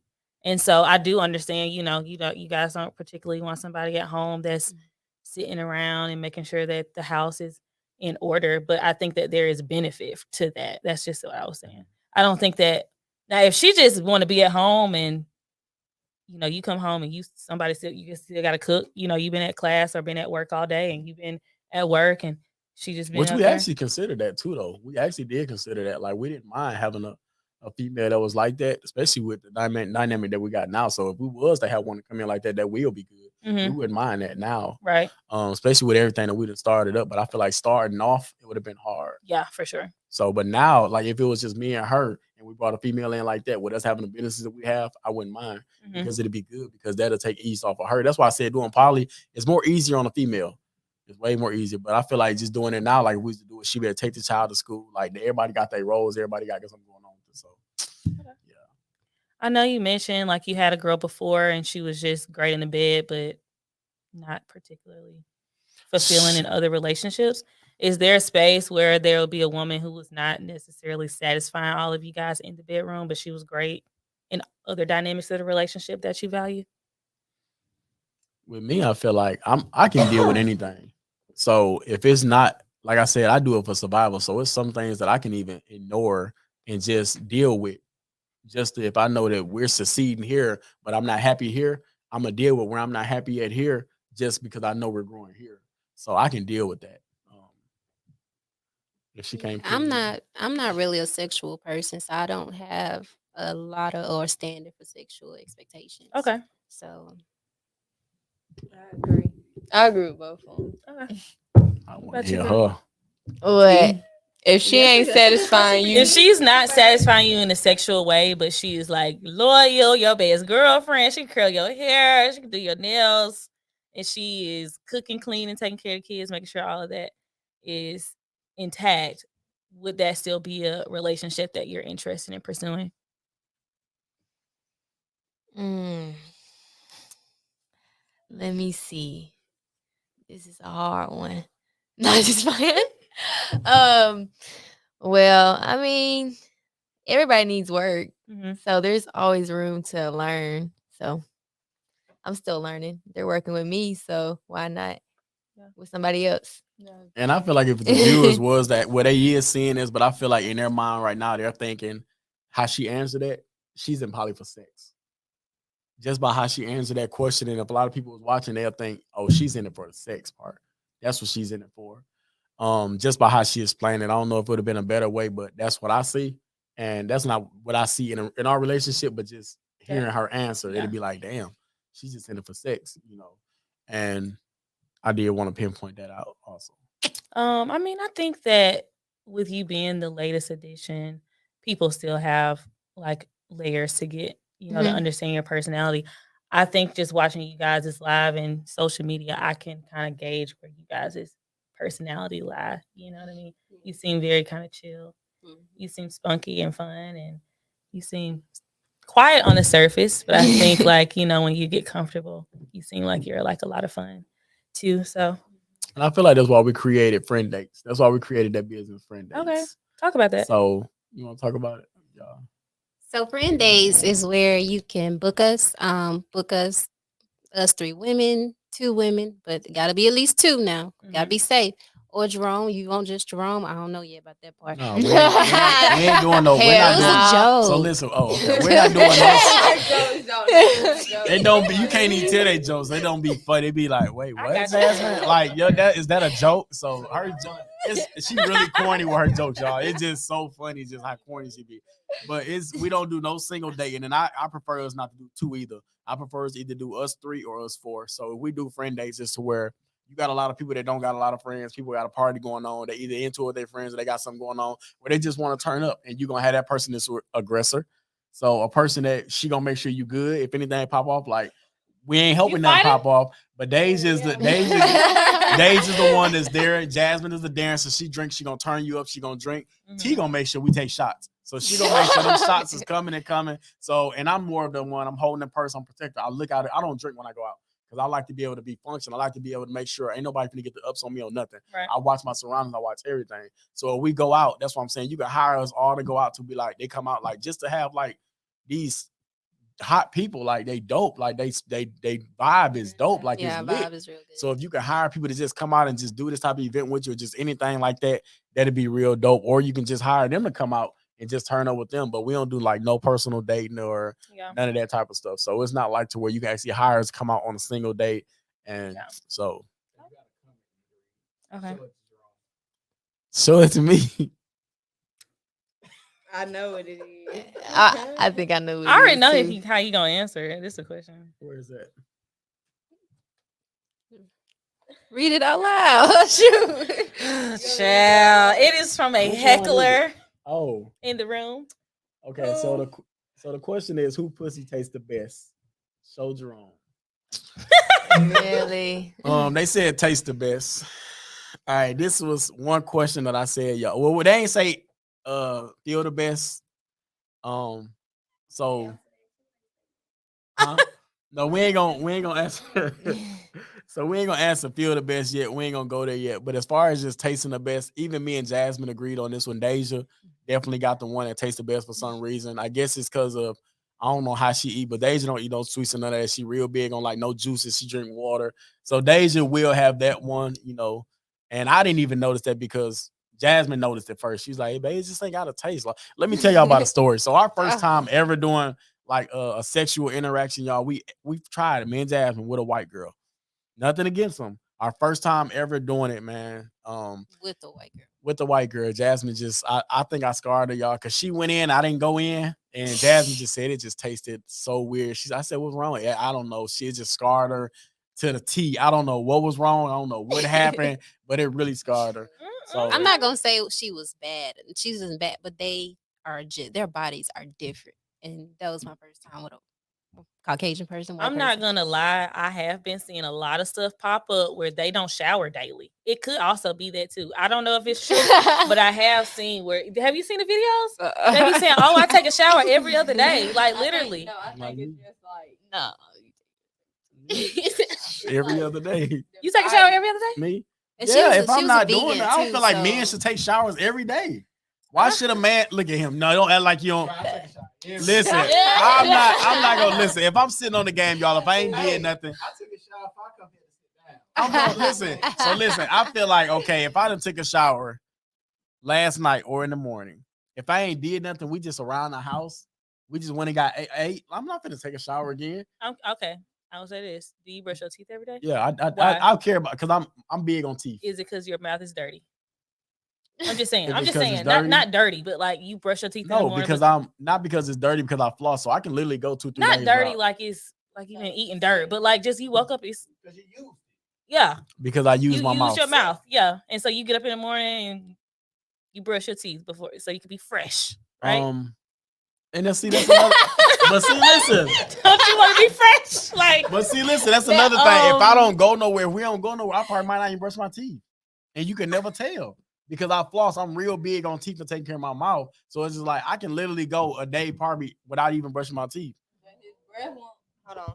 His said, breath. "Hold on." His breath don't like stink or nothing. Like me, when I wake up in the morning, it's like morning breath. Like like I gotta brush my teeth, gotta do that. But like him, My hygiene just be so Yeah. dope. Your Like I can body. go without taking a shower like He a won't have day, a and I won't smell. stay. Like I will still smell good. Which if I you will look tell it up, you- it's not even healthy to take a shower every day. It's also We not had a healthy to debate wash your because chicken. I I'm was like, washing- you need to take a shower every day. He was like, it's not even healthy. So I Googled it. I'm like, Googling stuff. I was like, dang, you're right. But still, you need to take a shower. Do you But then smoke? that's growing up though. Do you Growing smoke? Huh? Do you smoke? No, we don't smoke. We smoke. We can get a 3.5 and it'll last us a month. Okay. So we'll probably Occasionally. smoke like occasionally. So you if got- I smoke, but if I smoke like that night, I'm gonna brush I my mean- teeth because you're gonna taste But it. I'm just saying that's not healthy. Yeah, but you gonna taste it. So my thing is, I grew up. If you smell yourself, wash yourself. That's it. That's it. I'm gonna put it like this. Unless I've been at the gym, and I go to the gym almost every day, but I believe I need to wash my body. Like I don't think that I just be smelling. Like I just don't. Even after you probably got a strong. Yeah, there's odor. some days where you just be like, I just want to get in the shower. yeah, And like I yours mean is every day. when- Every day. Like I have had days where I'm like, I didn't go to work today, but yeah, I got up this morning. I brushed my teeth. I've been in my pajamas. I'm finna take a bath or take a shower and put on some different pajamas. I or think put it's on just some more of a different- mind thing. Yeah. It probably It's is. more But of a then my mind first thing. time meeting a female that took showers like me, I said, I can't do it. And our ex-girlfriend that left, that girl's ex-girlfriend that left, I said, I know I'm not like this. And it made me be like, you need to get in the shower. Why you not? You ain't your period. Like Jasmine literally take 2-3 showers. This girl takes too many showers. She take too many showers. I don't know why she take too many showers. She take a lot of showers. Every time it's just like in there, she'll be in the shower with her mouth open. And she just always in the shower. Like Jasmine, Your business. Jasmine take a lot of showers. So I do feel like for myself, I do. Anytime I leave the house, Yeah. I take a shower, and I always take a shower before I get into bed. Like if I took a shower in the midday, and I just been chilling at the house. All right, I'm getting ready to retire. I guess it's part of my bedtime routine. Maybe I'm like shower. sometimes though it feel better when you don't take a shower. To I me, haven't when I had experienced sex it. with I a haven't female that don't take a experienced shower, it. before she take a shower, it's always wetter and it feel better. Versus yeah, I feel it's It marinated a little bit better. yeah. The twang. Is it the twang? So I'll be telling Jasmine like, wait, don't get in the shower. Hold on, I just got out of work and I done ran around the world. I said, babe, don't get in the shower. Hold on, you go in the kitchen and get ready, take your drawers off. She in the damn shower, so it's just like she done just ruined the whole thing. And what's going on? So she get out like, you ready?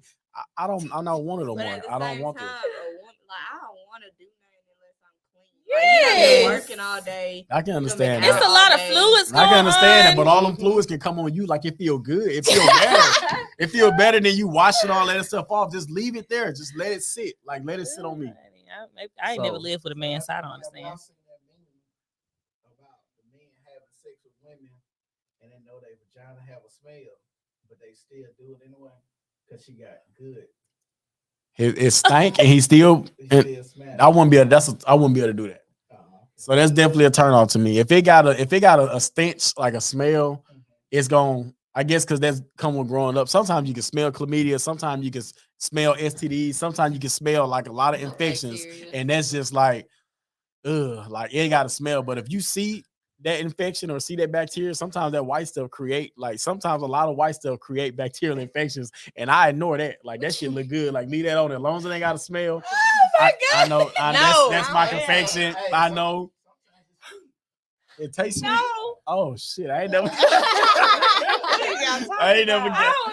So yeah.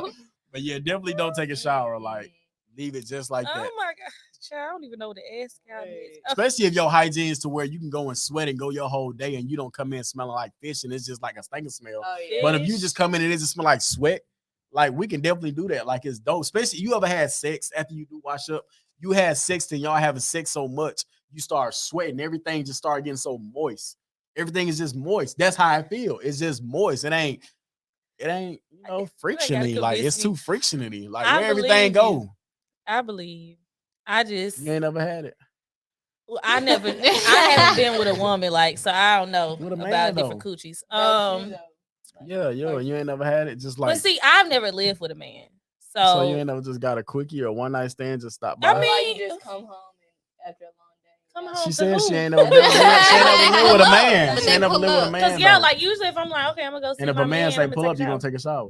So Yeah, he that's ain't what ever I'm just saying. caught So you at you work and be right. like, I got your ass. Come here. At And I'ma work? just like anything, you know. I work. Just off I work guard. via appointment. So let's Oh you my got God. So listen, all right. So after y'all done went on a date and everything, y'all done went through this whole day. We done went hiking. We done went on this date. Now this night is almost over with. And I'm finna get your ass while we in these woods. Like none of that. You need some Louis, you need some it's definitely like hold on I now. don't know if mosquito bites on my booty is exciting. I don't know. Like Wait, you moving. Yeah, and if he back there, he gonna see one and he yeah, because if he see one, he gonna get it for you. You ain't gotta worry about the mosquitoes or none of that. Because I'm telling you, when a man having sex, if he having sex, flies, everything gonna start coming around.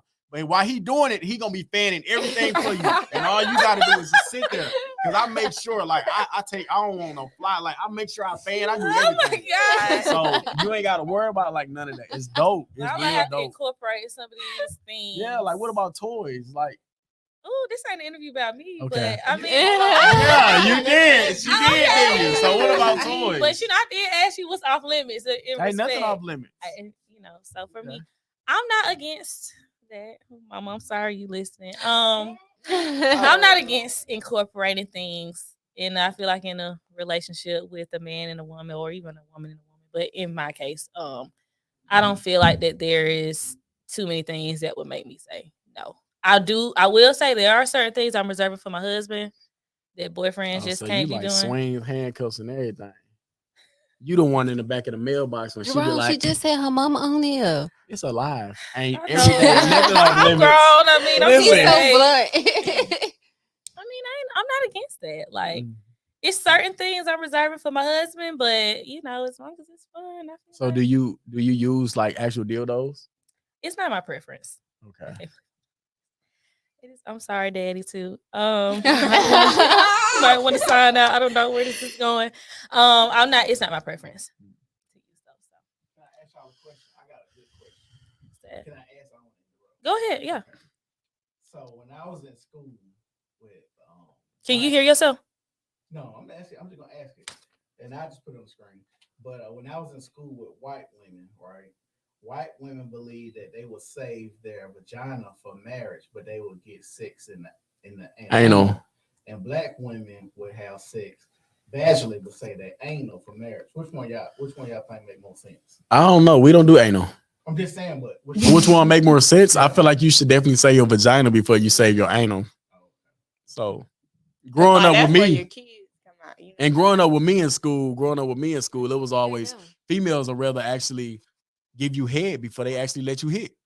So it's just like, okay, I'd settle for that, but it's just like I don't want that. I want something else. So it's just like me and with us, like anal is not big. I don't know if any of them like from what I know, none of them like anal. And I'm not a big fan. Anal to me, it turned me off. I don't like anal at all.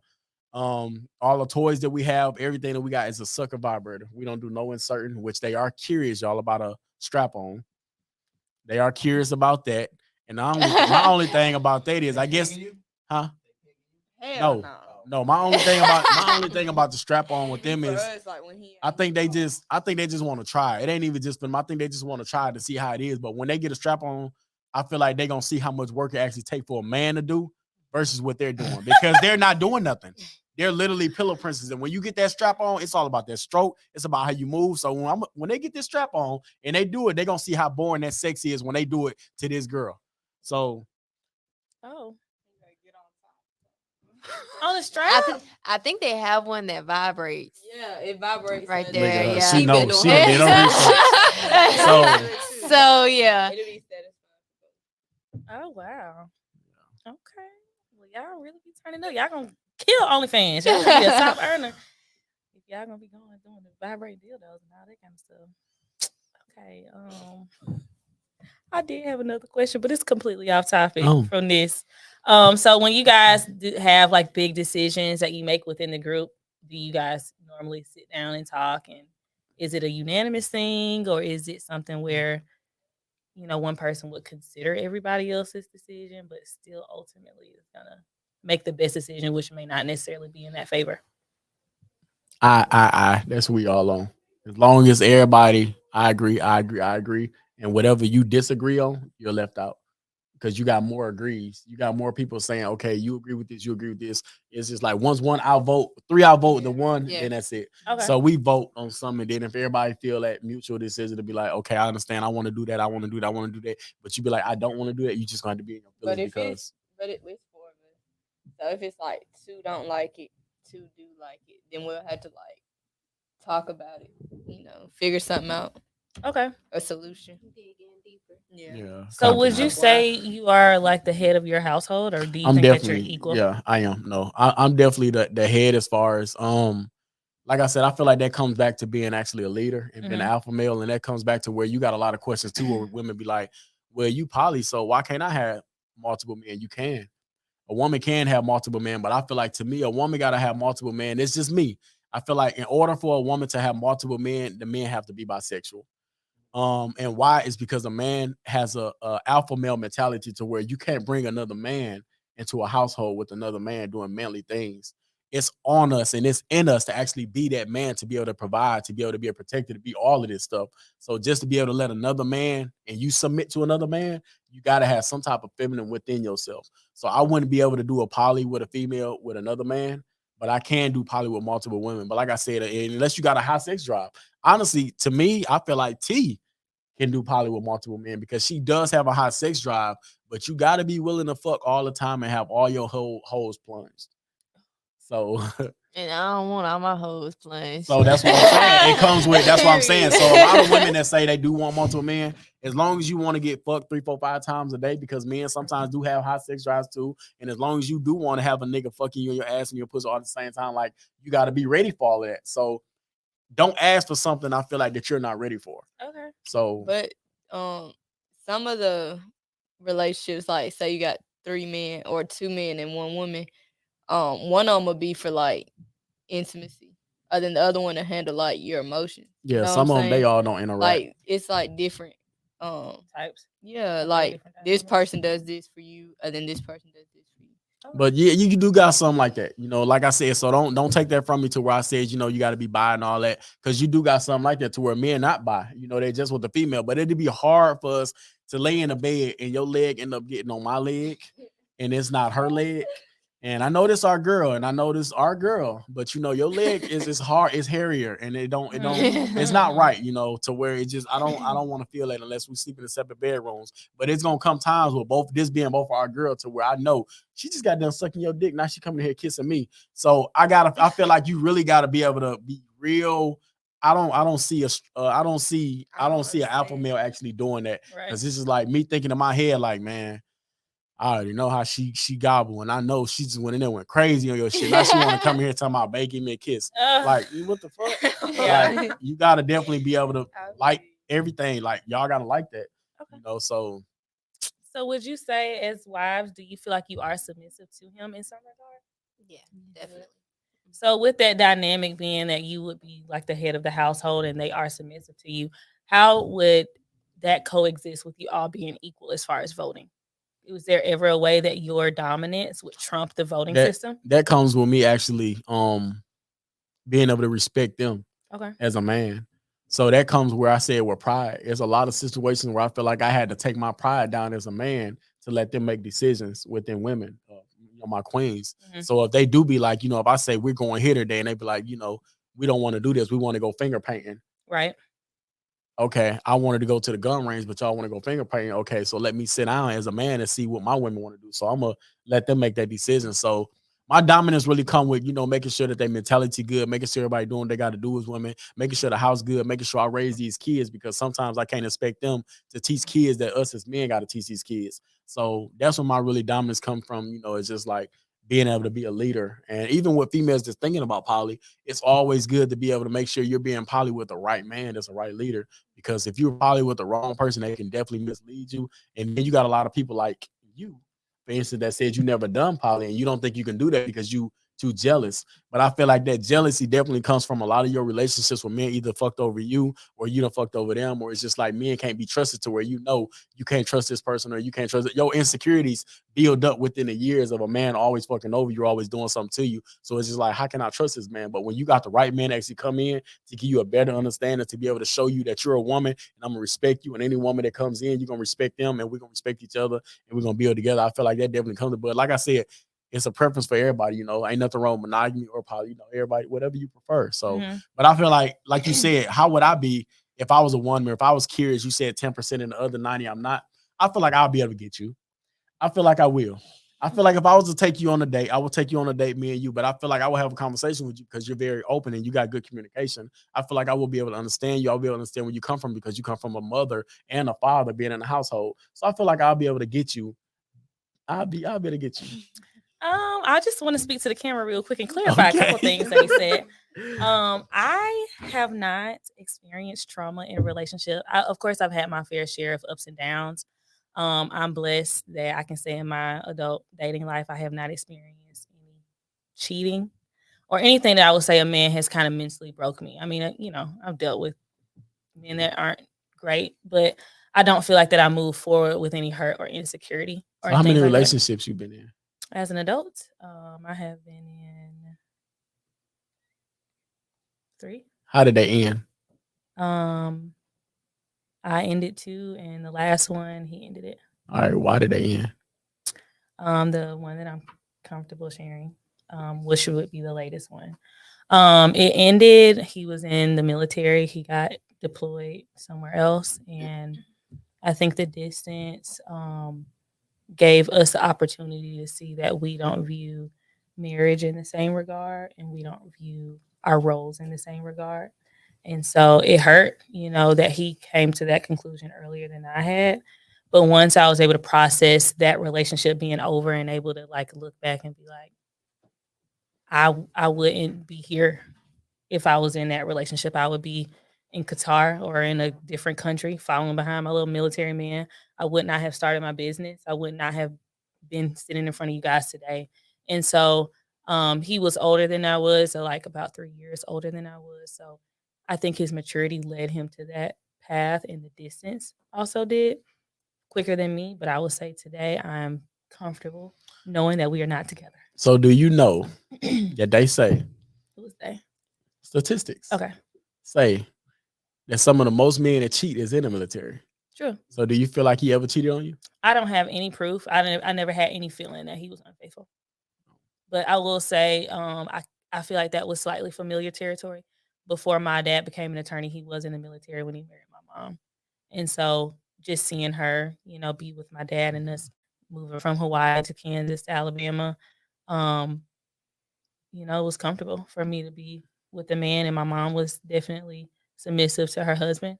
And, you know, that was the dynamic that I grew up with initially. But where I see myself today, I don't see myself moving to no different states. So with you being a man in the military, did you feel like it was a lot of things that you had to do that he should have been there to do? Well, you know, we didn't live together. So I don't think that we've had a lived military experience, but I will say one of the pillars that we had a hard time getting over was how a man shows up in a relationship for me and what that looked like for him. And so growing up with both of my parents and seeing how my dad shows up for my mom, he grew up with no father figure in the home. And he grew up with his mother, grandmother, aunts who were unmarried as well. You know what I mean? And so there were times where I felt like as a man, this is where you stand up, and he felt like this is where we are in unison. And not that we aren't ever moving together, but I do feel like a man is a protector, and not that I can't be one, but I think that your natural position should be to protect us and our relationship and me. And it was not a natural thing for him. So yeah, you got any more questions for me? No, because you ain't gonna speak on the other 2 relationships. No, I mean the other 2 relationships, they were like in my early 20s. And when I say my adult relationship, I mean prior to me being 21. You know what I mean? And one of them, we were just young and we were dating, and I just didn't like him, and he didn't like me. We just kind of grew apart. But I would say now, being 28 years old, the qualities that I look for at 21 was like, he got to be So cute and have a car. You know what I mean? And now I'm like, it needs to be way deeper than that. I don't care if you ugly. Can you show up in the world? Are you going to be a good father? Are you a great leader? Do you have good morals? There are more things than just cute with a Hellcat. So one thing I noticed too about you is you're very big on your mother and your father. Mhm. So you're real big on basically being raised off what you saw, and what you was Absolutely. taught. You are I am. okay. I'm very rooted in that. Not just my parents, but my grandparents, my uncles and aunts. They have definitely demonstrated models that I intend to replicate within myself and my family. Hmm. So, yeah. But what if you get with somebody and you really like them, but they ain't grow up like that and they got a whole different view?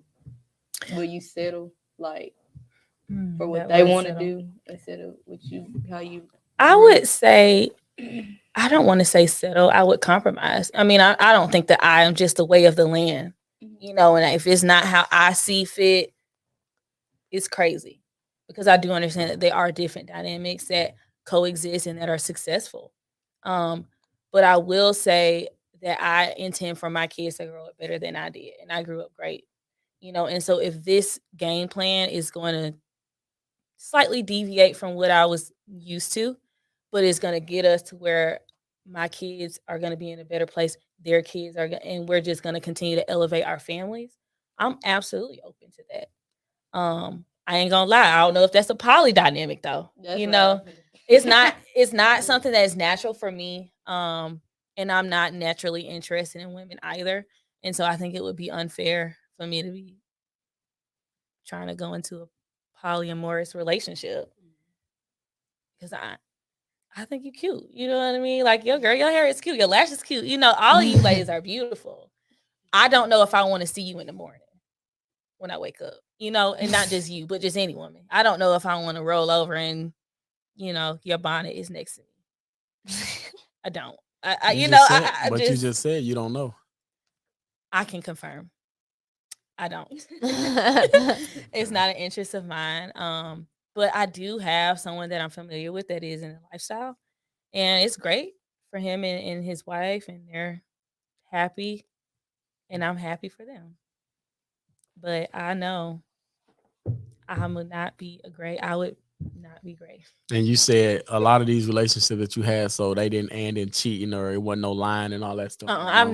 I mean, of course people lie, but I will say honestly, I've never gone through a phone and seen another girl name pop up, or But you went through the phone. anything. No, I haven't.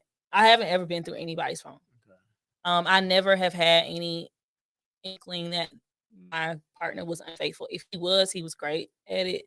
But I haven't found anything, just being truthful. So they've ended for, other reasons, but it's never been infidelity in my case that has caused us to end, or even a hiccup, because I do have a number one rule my followers know. I don't do cheating. Period.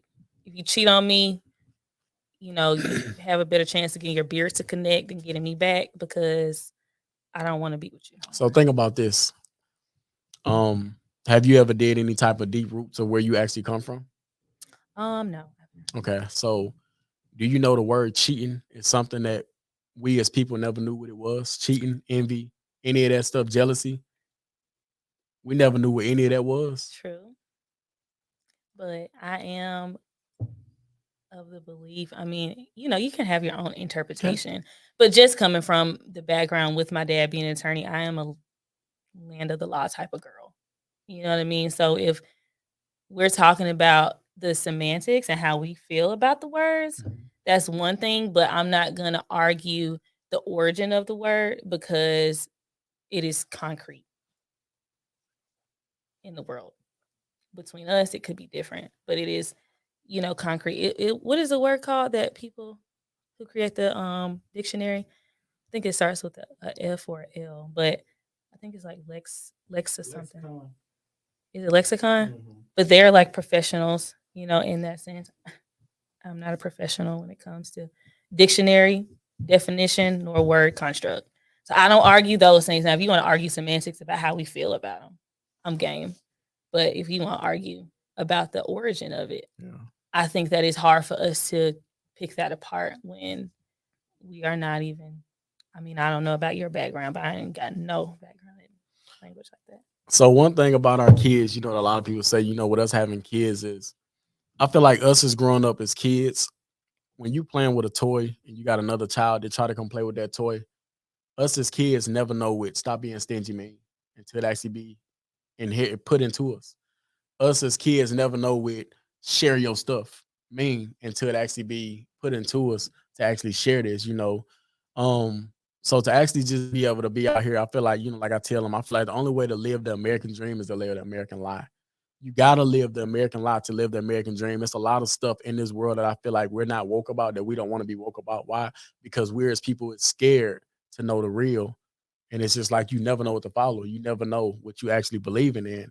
So what we was raised on was Christianity. I don't know what they was raised on, but we was raised on was Christianity and all of that stuff. But it's like it come a time to where you got to be like, as a person, you got to be like, okay, I was raised like this, but I want to know more. Why is this? You have questions, but a lot of us as people be like, I don't want to question that because of what can happen or what might happen. So it's just like I feel like just to be able to look into your actual self, to be like where you come from and what you are, or what you need to believe in or what you should believe in, to do your own research. I feel like it's definitely dope for people, and that's something a lot of people don't do. Right. I agree. I also think that two truths can be valid at the same time. Right. So I think that people can explore, and like I have been, exploring more about different dynamics in the poly lifestyle. And being aware of some things, and I'm not definitely not as aware of you guys because of how long you guys have been in the lifestyle and have been doing your research. And I respect it 100%. I would never go and tear it down, but I can say even with the knowledge that I have had, I still feel comfortable in the space that I'm moving in. And so I do agree that ignorance does cause people to not want to know more, but I also don't think that knowledge is going to move them to want to do more, if you get what I mean. It's not gonna move them to not want to do more. Yeah, like I guess I'm learning about polyamory and polyamorous as of today. And I'm happy to learn and become respectful and learn the terminology and the different dynamics. And with me increasing my education, it is not particularly moving me to not want to be monogamous. I feel like the statement, when you know better, you do better. Yeah. That's what she's saying. Just because I know doesn't make me want to do better. Or So not necessarily better, but just do. Yeah, like just so- because you learn more about something else doesn't mean that it's going to sway you to not to do that. I feel like with us, with the whole reason with us being able to learn where we come from and learn everything is so we won't actually create a cycle that we have as people. And that's what we do. We create a cycle. What we know is what we teach our kids instead of actually teaching our kids what we should know and where we actually come from. So us actually being able to teach our kids to where you can grow up in this household and you don't have to worry about seeing a family that you feel like you got to live by, to see two people married, two people actually being happy, two people in this white people picket fence. You actually seeing this because this is what society wants you to see. And if you step outside of that, you're going to be judged. In our household, we teach our kids that you can be and do whatever you want to do, and without having to be judged, to worry about, you don't have to be scared to be who you want to be. So being able to be in a poly relationship and being able to have your family and growing up in a family to where you got multiple mothers and all of that, it's just like, when you grow up, it's just like I'm able to be open about myself and who I am and not hide that, because society and the world made me feel like I need to hide who I am because I want to live like society want me to live. I need to hide certain things about me because if not, society gonna judge me and bully me and push me to suicide instead of me just being open about who I am. So I feel like we're real big on actually, being able to just teach our kids what we was taught and what we was raised on versus what we studied and what we learned. Now we want you to go and do your research also, so that way you don't have to follow a cycle to be like, well, this is where I come from and this is all I know and this is what I'm gonna stick with and I'm gonna teach my child this because this is all I know. So that's where we at. Yeah, and I don't disagree. I think it's great that you guys are getting your story out and that you guys are all sharing your backgrounds and the dynamics of this relationship, whether it's great, bad, things I haven't thought of. And I think that it's great that you're also giving your kids the opportunity to be open. to different possibilities and dynamics. I have a really good friend who her mom grew up heterosexual, married her dad, had her and her brother, and then decided to be a lesbian. Or not decided, but decided to get married to a woman. You know what I mean? I think she had already had those feelings, but she divorced her husband and got married to a man. And I think, like you said, society at that time, they were like, you don't, two women are not supposed to be Yeah. together, Mhm. condemned, shamed. Even after she got married to her wife, they were hiding it from the school, you know what I mean, and from their Yeah. jobs and things like that. And so I think that it's good to be open because it's a reality. You know what I mean? It's a reality shift. And what you guys are doing is not new, but it's more visible. And I think that those are things that need to be shown to the public in you guys' home. You know what I mean? It's gonna spread to your kids, friends, and families. And I hope that it doesn't discourage them. I think it would definitely open them up to different dynamics because you have sons, but they aren't gonna be aliens now. Yeah. You know what I mean? They're not gonna grow antennas or walk differently. It's in it's the it's world. definitely dope because think of it this way. Like, look at this.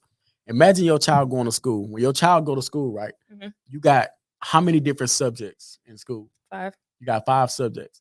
Imagine your child being at home and he got how many different mothers at home? 3. 3, 4, 5. Now you got all of these different women that can teach this one child all of these different things, basically where you come from, your culture, how to cook, what you know, different languages. All of this stuff that's not just coming from one woman, but coming from multiple women. Because what one woman don't know, this other woman probably do know. So they can teach your child all of these different things of life, just like that school and these subjects is teaching your child. It's dope. It is. I feel like it's definitely cheating life. Like it's cheating life itself. If you So, guys decided to have a daughter, would you encourage her to be I have a polygamous? girl. I have a daughter. Oh, I'm sorry. I didn't have a know. daughter, but it's not with them. Okay. And her mom is against it. Okay. So I do have a good daughter. But honestly, I would want my daughter to be able to see me and be open to do or try anything that she want to be or whoever she want to be because I wouldn't judge her. Mhm. So I wouldn't push her to say, "Hey, do this, do this." I would say, "Do what you're comfortable with. Do what you can actually handle or what you love to do." So that's what I would want her to do. So You guys have sons, though. Yeah. Okay, cool. All right. Did you guys have anything else to share? I have some closing remarks. No. Okay. So, what do you guys say to those people who feel like polygamy is only a space for broken women and men to cohabitate and coexist? I want to hear this from y'all. I ain't gonna lie. Can you repeat that one more time and then I'm gonna answer? Yeah. What would you say to those men and women that are saying these 3 ladies are broken and they are looking for some type of healing within this man and it's caused them to lose morals, respect, or any dignity of having just one man, but they're settling for sharing somebody. Not that you guys are, but what do you say to those people who have those feelings? I was broken, but like at the same time, it goes both ways. Like if you broken before, like you're monogamous and you were broken, and then you go get with this other person to try to heal you. Yeah, I was broken, and they healed me in a lot of ways. And I feel like we do have morals. We respect ourselves. Um, oh, God, my head. I feel like they definitely respect themselves and know that they're not no jealous person. They We're not respect sharing. themselves. Well, we is, but it's like it ain't We're all It's forced. not together. sharing. This is It's everything we definitely wanna not do. sharing. Like what's mine is theirs. It's like that's Yeah. not sharing. Like so, if this my girl, that's her girl. Mhm. So we're not sharing this person. Hey, this is your girl for the day. I'm not sharing her. So like I said, I feel like they definitely have morals to be able to be like, I respect myself to know that I'm a woman. I respect myself to know that I'm not a jealous woman. I respect myself to know that I got confidence. I respect myself to know that I can sit in front of my man and let this other woman kiss my man and not feel no type of way about it because I don't have no low self-esteem or nothing within myself. I respect myself to know that I'm grown enough to know that God put multiple people on this earth that you can love and not just love one person. So God don't make nobody your property. So who are you to say that this is one my man and my man only and can't nobody else love him? So And then that goes back to people a lot of days are now selfish. That's more of a selfish type of love than monogamy. I ain't gonna say all monogamous, but a lot of people mentality is a selfish type of love.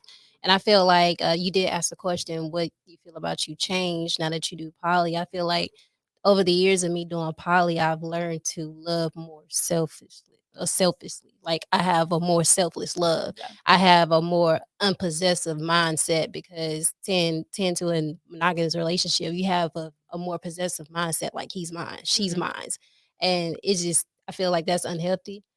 Because that person is still this individual person. Right. So. And I feel like that's why I'm able to just let them go out. If they want to go out, they can dress half naked. And I don't get insecure. I don't get jealous or nothing. Like y'all do y'all because I know y'all can respect yourselves not to do nothing. But I feel like when I was in a monogamous relationship, I wouldn't let my girl go out and dress halfway naked. I wouldn't let my girl phone ring multiple and text multiple times without me wanting to look at it because it brought some type of jealousy within me to be like, I want to know. I'm curious. Yeah. I want to know. But being poly is just like, go be yourself. Dress how you want to dress. I trust you. I know you respect yourself. It's like, so. Do you have anything to share? I mean, we're all grown, so like they didn't force me to do this. This is something that I wanted to do. Like me personally, I'm not dumb for doing this. Like this is what I want to do. Like, I mean, they can't see that. That's them. I mean, that's what they think. This is what I think. This is what I love. That's what they love. I feel like overall, it takes more of a healed woman. If they want to use those terms, it takes more of a healed woman to do poly because a broken woman wouldn't make it in poly at all. Okay. Just like a person forgiving. Like they say, you can't move on until you forgive. That's what they say. So it's hard to move on within life if you haven't forgave a person that actually hurt you. So a lot of females, they haven't forgiven, within nothing. But yeah. Okay. And lastly, what advice would you give to those people that are seeking getting into polygamous relationships or polyamorous relationships, just the poly lifestyle? Where would you tell them that they should be able to be seen or reached out to, or how would they find their respected potential family? Definitely make sure you find the right man. Make sure it's a poly man. They got poly websites. They got a bunch of poly pages. They got a bunch of poly groups. All you got to do is type in, like I said, do your research first, figure out what type of poly you want to be. And when you type on Facebook, whatever poly you want to be, that's going to come up. Same thing with Google. So you got a bunch of different type of polys that you can actually look into, and you can find it anywhere. Whatever you want to be in life, you can find it anywhere. So social media can find you anything that you want to find. So my thing is, a lot of people say, well, how are you able to find these women? How are you able to do that? I feel like we don't find them. I feel like it gravitates. That's why I say if we get more wives, then that's us getting more wives. Shit, maybe there's more wives being taken off these streets to where they tired of getting fucked over. They tired of getting STDs. They tired of having to take care of the child by themselves. So now they can come in and make sure that they good. Now they can come in and build this foundation that they never had with nobody that they was able to find it with. So another thing I tell them is when you look at them negative comments that people write on them pages and stuff, go and look at their life. Look at what they post and look at their life and look at your life. Yeah. So now that you see they post and now that you see their life, who look the happiest? Yeah. You're self-centered. You don't know your worth. You don't know this, but then you looking at your page and you just made a post about fuck that nigga. I don't care about him no more. Or you can't even come get your son. You making all of these type of posts. Now look at your life and look at the life of the person that you judging. And that's what I tell them. Go look at the person that said it. Yeah. Now, Michelle Obama said it, and I'll be like, all right, well, y'all need to reevaluate yourself because, but yeah. I feel like poly though, like I feel like you gotta be confident within yourself. Like you gotta know your worth. We all know our worth. You know what I'm saying? And it is the man. The man, he gotta be a strong man to divide the attention and the love. And like if you're doing it with women, you gotta be affectionate and you gotta really, I feel like you gotta really like women. There's one woman that they should look up on YouTube. What's her name? Shirazad Ali. Shirazad Ali.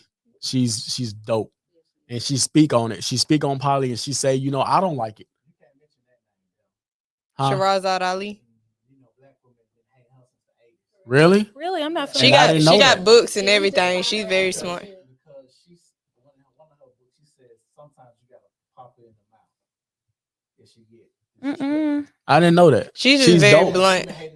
Okay. But she speaks some facts though. Yeah, she says some stuff. We didn't see that part about popping in her mouth. But she speak very dope. People and can't face the truth. Yeah, and she say, when she speaks, she say, she speak on it and she say, it's not right. I don't like it. She said, but that's the way that life is. You need to look at the way that life is and how men are. When you look at the lion den, when you look at an alpha man, when you look at how God put more women on the earth than men, when you look at the actual facts of it, she said you got to just accept it as a woman and stop trying to worry about trying to control it. Right. So when you can see something, you actually know what's going on. Like she speak very good facts, and that's what I was telling them about the world that we live in today. The world that we live in today is sensitive. You can't say certain things. You can't do certain things without people getting sensitive. You can't go on here and say, I hate monogamous people without being bashed and all that. You can't voice your opinion of who you are because so many people take things and they're so used to being, it's okay. Or let me pat you on the back and tell you, you're going to get through this. That's what people used to. People used to be a comfort. People don't want the actual truth of what's actually going on today. Reality. So. Okay. You guys have any closing remarks? Oh, follow us on Facebook, YouTube, Instagram, TikTok, Twitter. What's the handle? 4, the number 4, the love of Poly. And we are dating, y'all. We are doing dating. Right now, Big T said she don't want nobody in the house, but we are dating. Yeah, nobody in the house yet. I said that we can date, but I don't want nobody staying in the house. Not yet. We got to vote on that though, y'all. Listen. So, but yeah, we are dating. We are dating. So okay. You want to share whatever you had? No, I ain't gonna share it. I'm gonna wait to share it. Go ahead, drop it. Somebody asked us, do we date plus size women? They actually asked us on our live. That was a question that we supposed to answer on our live tonight. Okay. So we don't discriminate. We don't discriminate. Plus size, you can come in a 2-pick, skinny, however you want to be. But one thing about you is if you do come in a plus size person, we're gonna make sure you are comfortable with yourself, but we're gonna make sure we all are on the same page as far as, okay, we see that you're not happy with the person that you are, and you feel like you are a big person and you don't like the person that you are. So we're gonna motivate you and mentally prepare you to be like, let's go to the gym and we all gonna work out together. We all gonna change our. What if they are comfortable? If they comfortable with it, then we're comfortable. Then that's fine. But if you know that you're not comfortable with it, and we see that mentality where we be like, okay, I just got this big, I wasn't this big at first, then we're gonna be like, okay, well, where are you at right now in your mental stage? Do you feel like you need to change your eating habit? If you need to change your eating habit while we're with a plus size woman, we're gonna all have to sacrifice what we eat to make sure that she eat healthy now.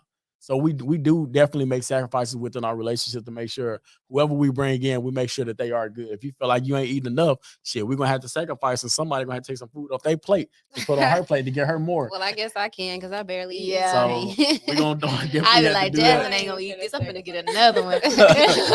So yeah, so it's man, like we definitely we don't discriminate at all. So color, none of that. We don't discriminate. So you don't have an ethnicity preference? We No. do have an ethnicity preference. We do. We do? Yeah. We do.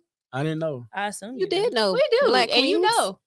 We do black queens, but listen, y'all. I gotta fit. You like Asian women. You do I like Asian women. I ain't gonna lie. If there's an Asian woman on here, somebody can be replaced. But I do like Asian women. What? Chinese. So listen. He gonna get choked out. So listen, Asian women, Chinese women, I do love them. And I think I said I did want to try a white woman.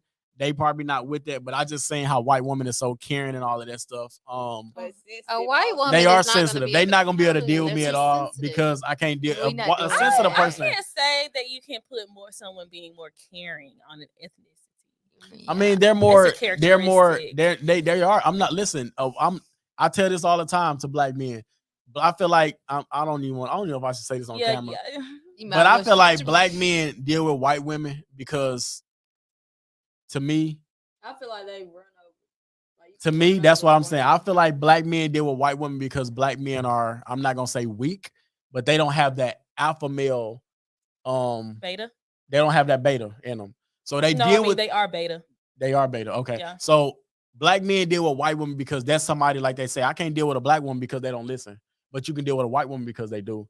So I said I can deal with any race. I said I just want more of a white woman because I just want to see where that come. What do they do that a black woman don't do? I want to see where that care come from. I would rather be with a black woman, but I do want to see, like, they are, like they said, they understand and they listen and all that. Like, I feel like if you're a man and you can't get your woman to listen to you, then maybe you're not a real man, if you ask me. So at the end of the day, I ain't got a preference, y'all. I don't care, white, black, and all that stuff. I don't care. It's whatever they want. But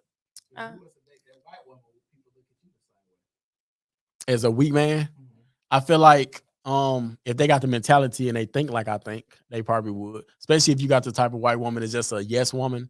yes to everything, especially when y'all view them and it's yes. Like sometimes I say a lot of times where a woman be like, I don't want to go here, but the man be like, I do, and she don't question it. She say, okay, whatever makes you happy, baby. Like that's how they are. Mhm. So I don't want that. I don't want a sensitive woman. A sensitive woman can't deal with me because I am aggressive. I do come off aggressive and I do speak on a lot of things, but I feel like that just comes back to doing history too, like where we come from. I feel like, I wouldn't even be able to do it just because of how a lot of us was slaughtered by talking. They mess with one white woman.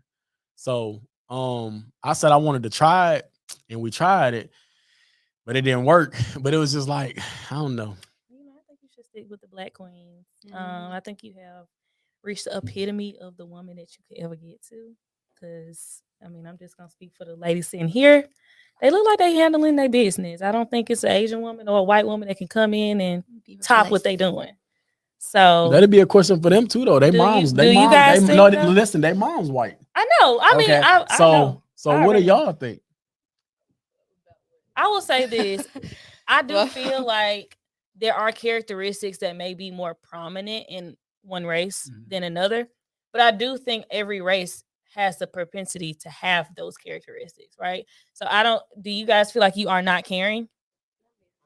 I am caring. And do you think that your mom is more caring than a Black woman? See, my mama, she's white, but like she's one of them white women that's like we grew up in the projects. So I'm like she was aggressive. Like my mama didn't play. I was scared of her. Like, and she was, I don't know. My mom always dated Black men, so she was kind of like, I ain't gonna too much say she was like a Black woman because she went. But yeah, she was into that. But just hearing Deja background too, though. Deja she said she was scared. Deja didn't fear her mother. Deja when she get don't to know yelling and throwing Deja stuff, don't know yes, what I a do. black actual growing up with a Black mother is. I don't. Because she's still able to get on the phone and cuss on the phone with her mama. She's still able to be on the phone and be like, this My is mom my was friend. a friend. Her Yeah. friend, like, let you she go out and wasn't, do anything that you strict. want to do. We know Black parents ain't having that. Black mothers ain't having that. You think you 30 years old, you think you finna come to my house and cuss? You better take your ass back out that door. And that's how a lot of Black women are. Like, they put their foot down. So it's just like, I'm not gonna say aggressive, but white women, I guess, being adapted, like she said, being in the projects, being around it, you adapt to it. So it's just like, that's how you are. I don't know how her mother is, but it's just like, Yes. Oh, I hate when somebody calls Called me white. white. It makes me so I be like, mad. I'm Black. Cause what the fuck?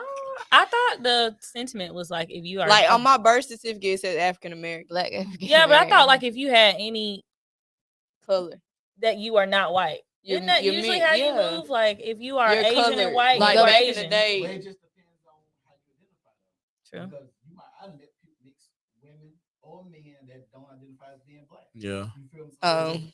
That's why They say white? they say No. they white. Oh But wow. I bet some that's of not those what their people license say. but some of those people look white too, though. Yeah. Yeah. They're white But passing. like back in the day, like during slavery times, it'll be like you're either colored or you're not.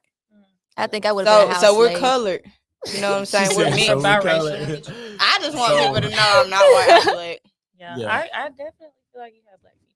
But to sum that up, I I- definitely ain't got a I preference to color. I feel like I wanted to try. I think I did want to try it. We actually said at one point in time, Yeah, I I think did. trying a white girl, something like that. But I don't think it'll thought be you weren't something. liking it. We went on a date with a white girl. I mean, we already had the experience. We trying did. a We white did go girl. on a date with a white girl. And I just said, I told him, I was like, I don't think I can do it because they're sensitive. It ain't got nothing to do with their color. I don't know how they taste. I don't know. But it ain't got nothing to do with their color, but it do got to do with I tell Jasmine, I tell them all the time, I want a woman that actually been through the struggle. A lot of white women haven't been through the struggle. They don't know what the struggle is. So I do want a woman to actually know what it is and know how it feel to struggle, because at the end of the day, she know how to identify, she know how to deal with certain things throughout life. She know What how to type of handle them. struggle are you? Everybody got their different type of struggles. So just to be able to say, okay, you know how to deal with going without food, or you know how to deal with actually we not knowing how we finna pay rent today, or we gotta sleep in a car for a week or two. Like we So gotta be able financial to struggles. financial struggles, and then even just deal with people just breaking you down and saying stuff and knowing how to actually eliminate that and let go of that stuff. Like people saying you look like this, and then when you come home, you telling me, babe, this man said I look fat today. I need to get in the gym. It's stressing me out. I want to kill myself. So that mental struggle of what you went through as a child, it actually builds you for what you actually need to deal with throughout life. And a lot of people, like I said, nourish their kids through that struggle that they don't want their kids to deal with. So when your kid go to school, you telling your kid every day you're beautiful, which ain't nothing wrong with that. You're beautiful, you're beautiful. But if you see that your child going to school and her hair look messed up, or if you see this and you see that, you don't want to tell your child the truth. You want to protect that. So when somebody else tell your child that now it's hurting them and it's breaking them down, now they want to commit suicide, now they want to do this because their whole life you done told them that they're so beautiful, this and all of that. It's just like, I feel like just be real. So with you describing that, and people that feel like in the poly lifestyle, it attracts broken women. It seems as though the type of struggles that you just referenced would be attached to a broken woman. Is that fair to say? Broken, like I broke. Yeah, I don't feel like we ain't I'm like broken. I'm not saying that you are. I'm just saying like the I feel description that like he just gave. I feel like all my struggles have made me into like the woman I am like right now. If Mhm. anything, I'm stronger than what I used to be. Like, Yeah, me I'm too. not Like broken. mentally, I was broken and stuff like that. And but coming into this poly, it like healed me, made me better, and like Right. I'm open minded, And and so I that's just what- think a whole different way now. That's what I mean. I mean, but even before I came into this, I felt like I wasn't broken. I feel like my situations have led me to like where I am right now as a woman and as a Mhm. mother. Right, and I think that's true. And your story is also valid too. But when you see those comments that are just saying, you have no respect, or you don't, or you Like are a I'm broken doing it woman. just because. It a construct of poly that people that aren't familiar with the dynamics think it attracts broken women. It attracts women that have gone through hard times, not necessarily in relationships, but just in life where they were insecure, financially insecure, food insecurity, shelter insecurity. And But absolutely. It's And so they just- get into these dynamics where they can which they should depend on other people. But the lack and the insecurity of not having has driven them into this. With me, that's not the case because I mean, before I came into this relationship, I have a house, car. Mhm. I mean, so I didn't just come into this because well, I don't have this. Right. Yeah. I feel like when you can identify something and you can actually identify what you got going on within yourself, whether you're broken or not, because I feel like ain't nobody perfect. So for you to be able to have something broken in you and still hold that broke within you and not try to fix it or try to figure out a way that you can fix it, whether it's with somebody else or whether being with a man that actually can help you fix your insecurities or whatever you got going on with yourself, I feel like you're still holding that hurt within yourself. Right. So if you are broken, I feel like everybody that comes into a relationship, they got some type of broke within them. It's always something, whether it's a mental, whether it was a lie, whether it was something. Somebody got some type of trauma or struggle within themselves that they either want somebody to comfort or try to fix. And it's hard for them to fix it by themselves. So when I say I don't want nobody, that ain't never been in a struggle, I feel like I said, there's all different types of struggle. But if I'm with a woman and she can't come in this relationship, basically if my woman come in here mentally stressed and she don't trust me, it's on me to, as a man, to make sure I can build this trust back up within this woman. If my woman come in saying, I don't want to take my clothes off in front of you because I'm insecure about my body, because of what you've been through, it's on me as a man to fix that struggle and that mental abuse that you didn't have within your whole life to make you feel comfortable with yourself and your body. So it's on me to fix anything regardless of what you got going on within your life to be able to step up as a man and fix it. And I feel like that's what a man should do. A man should be able to want to fix his woman in any ways that she feel like she doubt herself. And that's what we don't do. Well, I 100%, agree with that. Definitely, I think it is always a joint venture when it comes to healing, especially when you are in any type of relationship, whether it's poly or monogamous. I think that's a good thing though, to come in and you broken. Like, not we ain't doing it because we are, but like If that was the case. yeah, if that was the case, and you come in to this relationship, and then you got a man that like fixes everything. Mhm. that you was hurting about. I feel like that's good. That's a positive thing. Yeah. Yeah. I don't disagree. I was just, giving a different perspective. But I have definitely enjoyed you guys. Thank you for being vulnerable, sharing, some personal things, some fun moments, and some that are not so great. Is there a comment up there? Yeah, it was one that needed to be answered, I think. Look at him. He wanted look. Who was it from? Isn't that crazy? Who was it from? Lanice, you said, what makes y'all qualified to heal each other? Oh, What makes us qualified to heal each other? Yeah. I think that's a good question. It definitely is a good question, but like I said, as a man's role, I feel like as a man's role, with us being protectors and leaders, and God making us more of the alpha male type man, God definitely made y'all minds stronger than ours, and I feel like that's one thing about y'all. Y'all mentally stronger and all this stuff. Y'all can deal with a lot of things that a lot of men can't deal with. So with us, it's like we more of a physical strength within life. So everybody got a role on this earth, and I feel like for what makes me qualified is because I invest and I know this is my role to be able to fix my woman or what another nigga fucked up. So that's what my role is. I can't answer for them, and I think that's gonna be a definitely hard question for them. But what do you think, T? I'm gonna ask you, girl. Oh, such a hard question. I like that. I like that question. um, shoot, I don't even know how to answer that. I'm not the comforting type at all. So if you broken, then I cannot heal you. You know what I'm saying? Like, I'm not affectionate for real. Like, when somebody's going through it, I just I don't know what to do.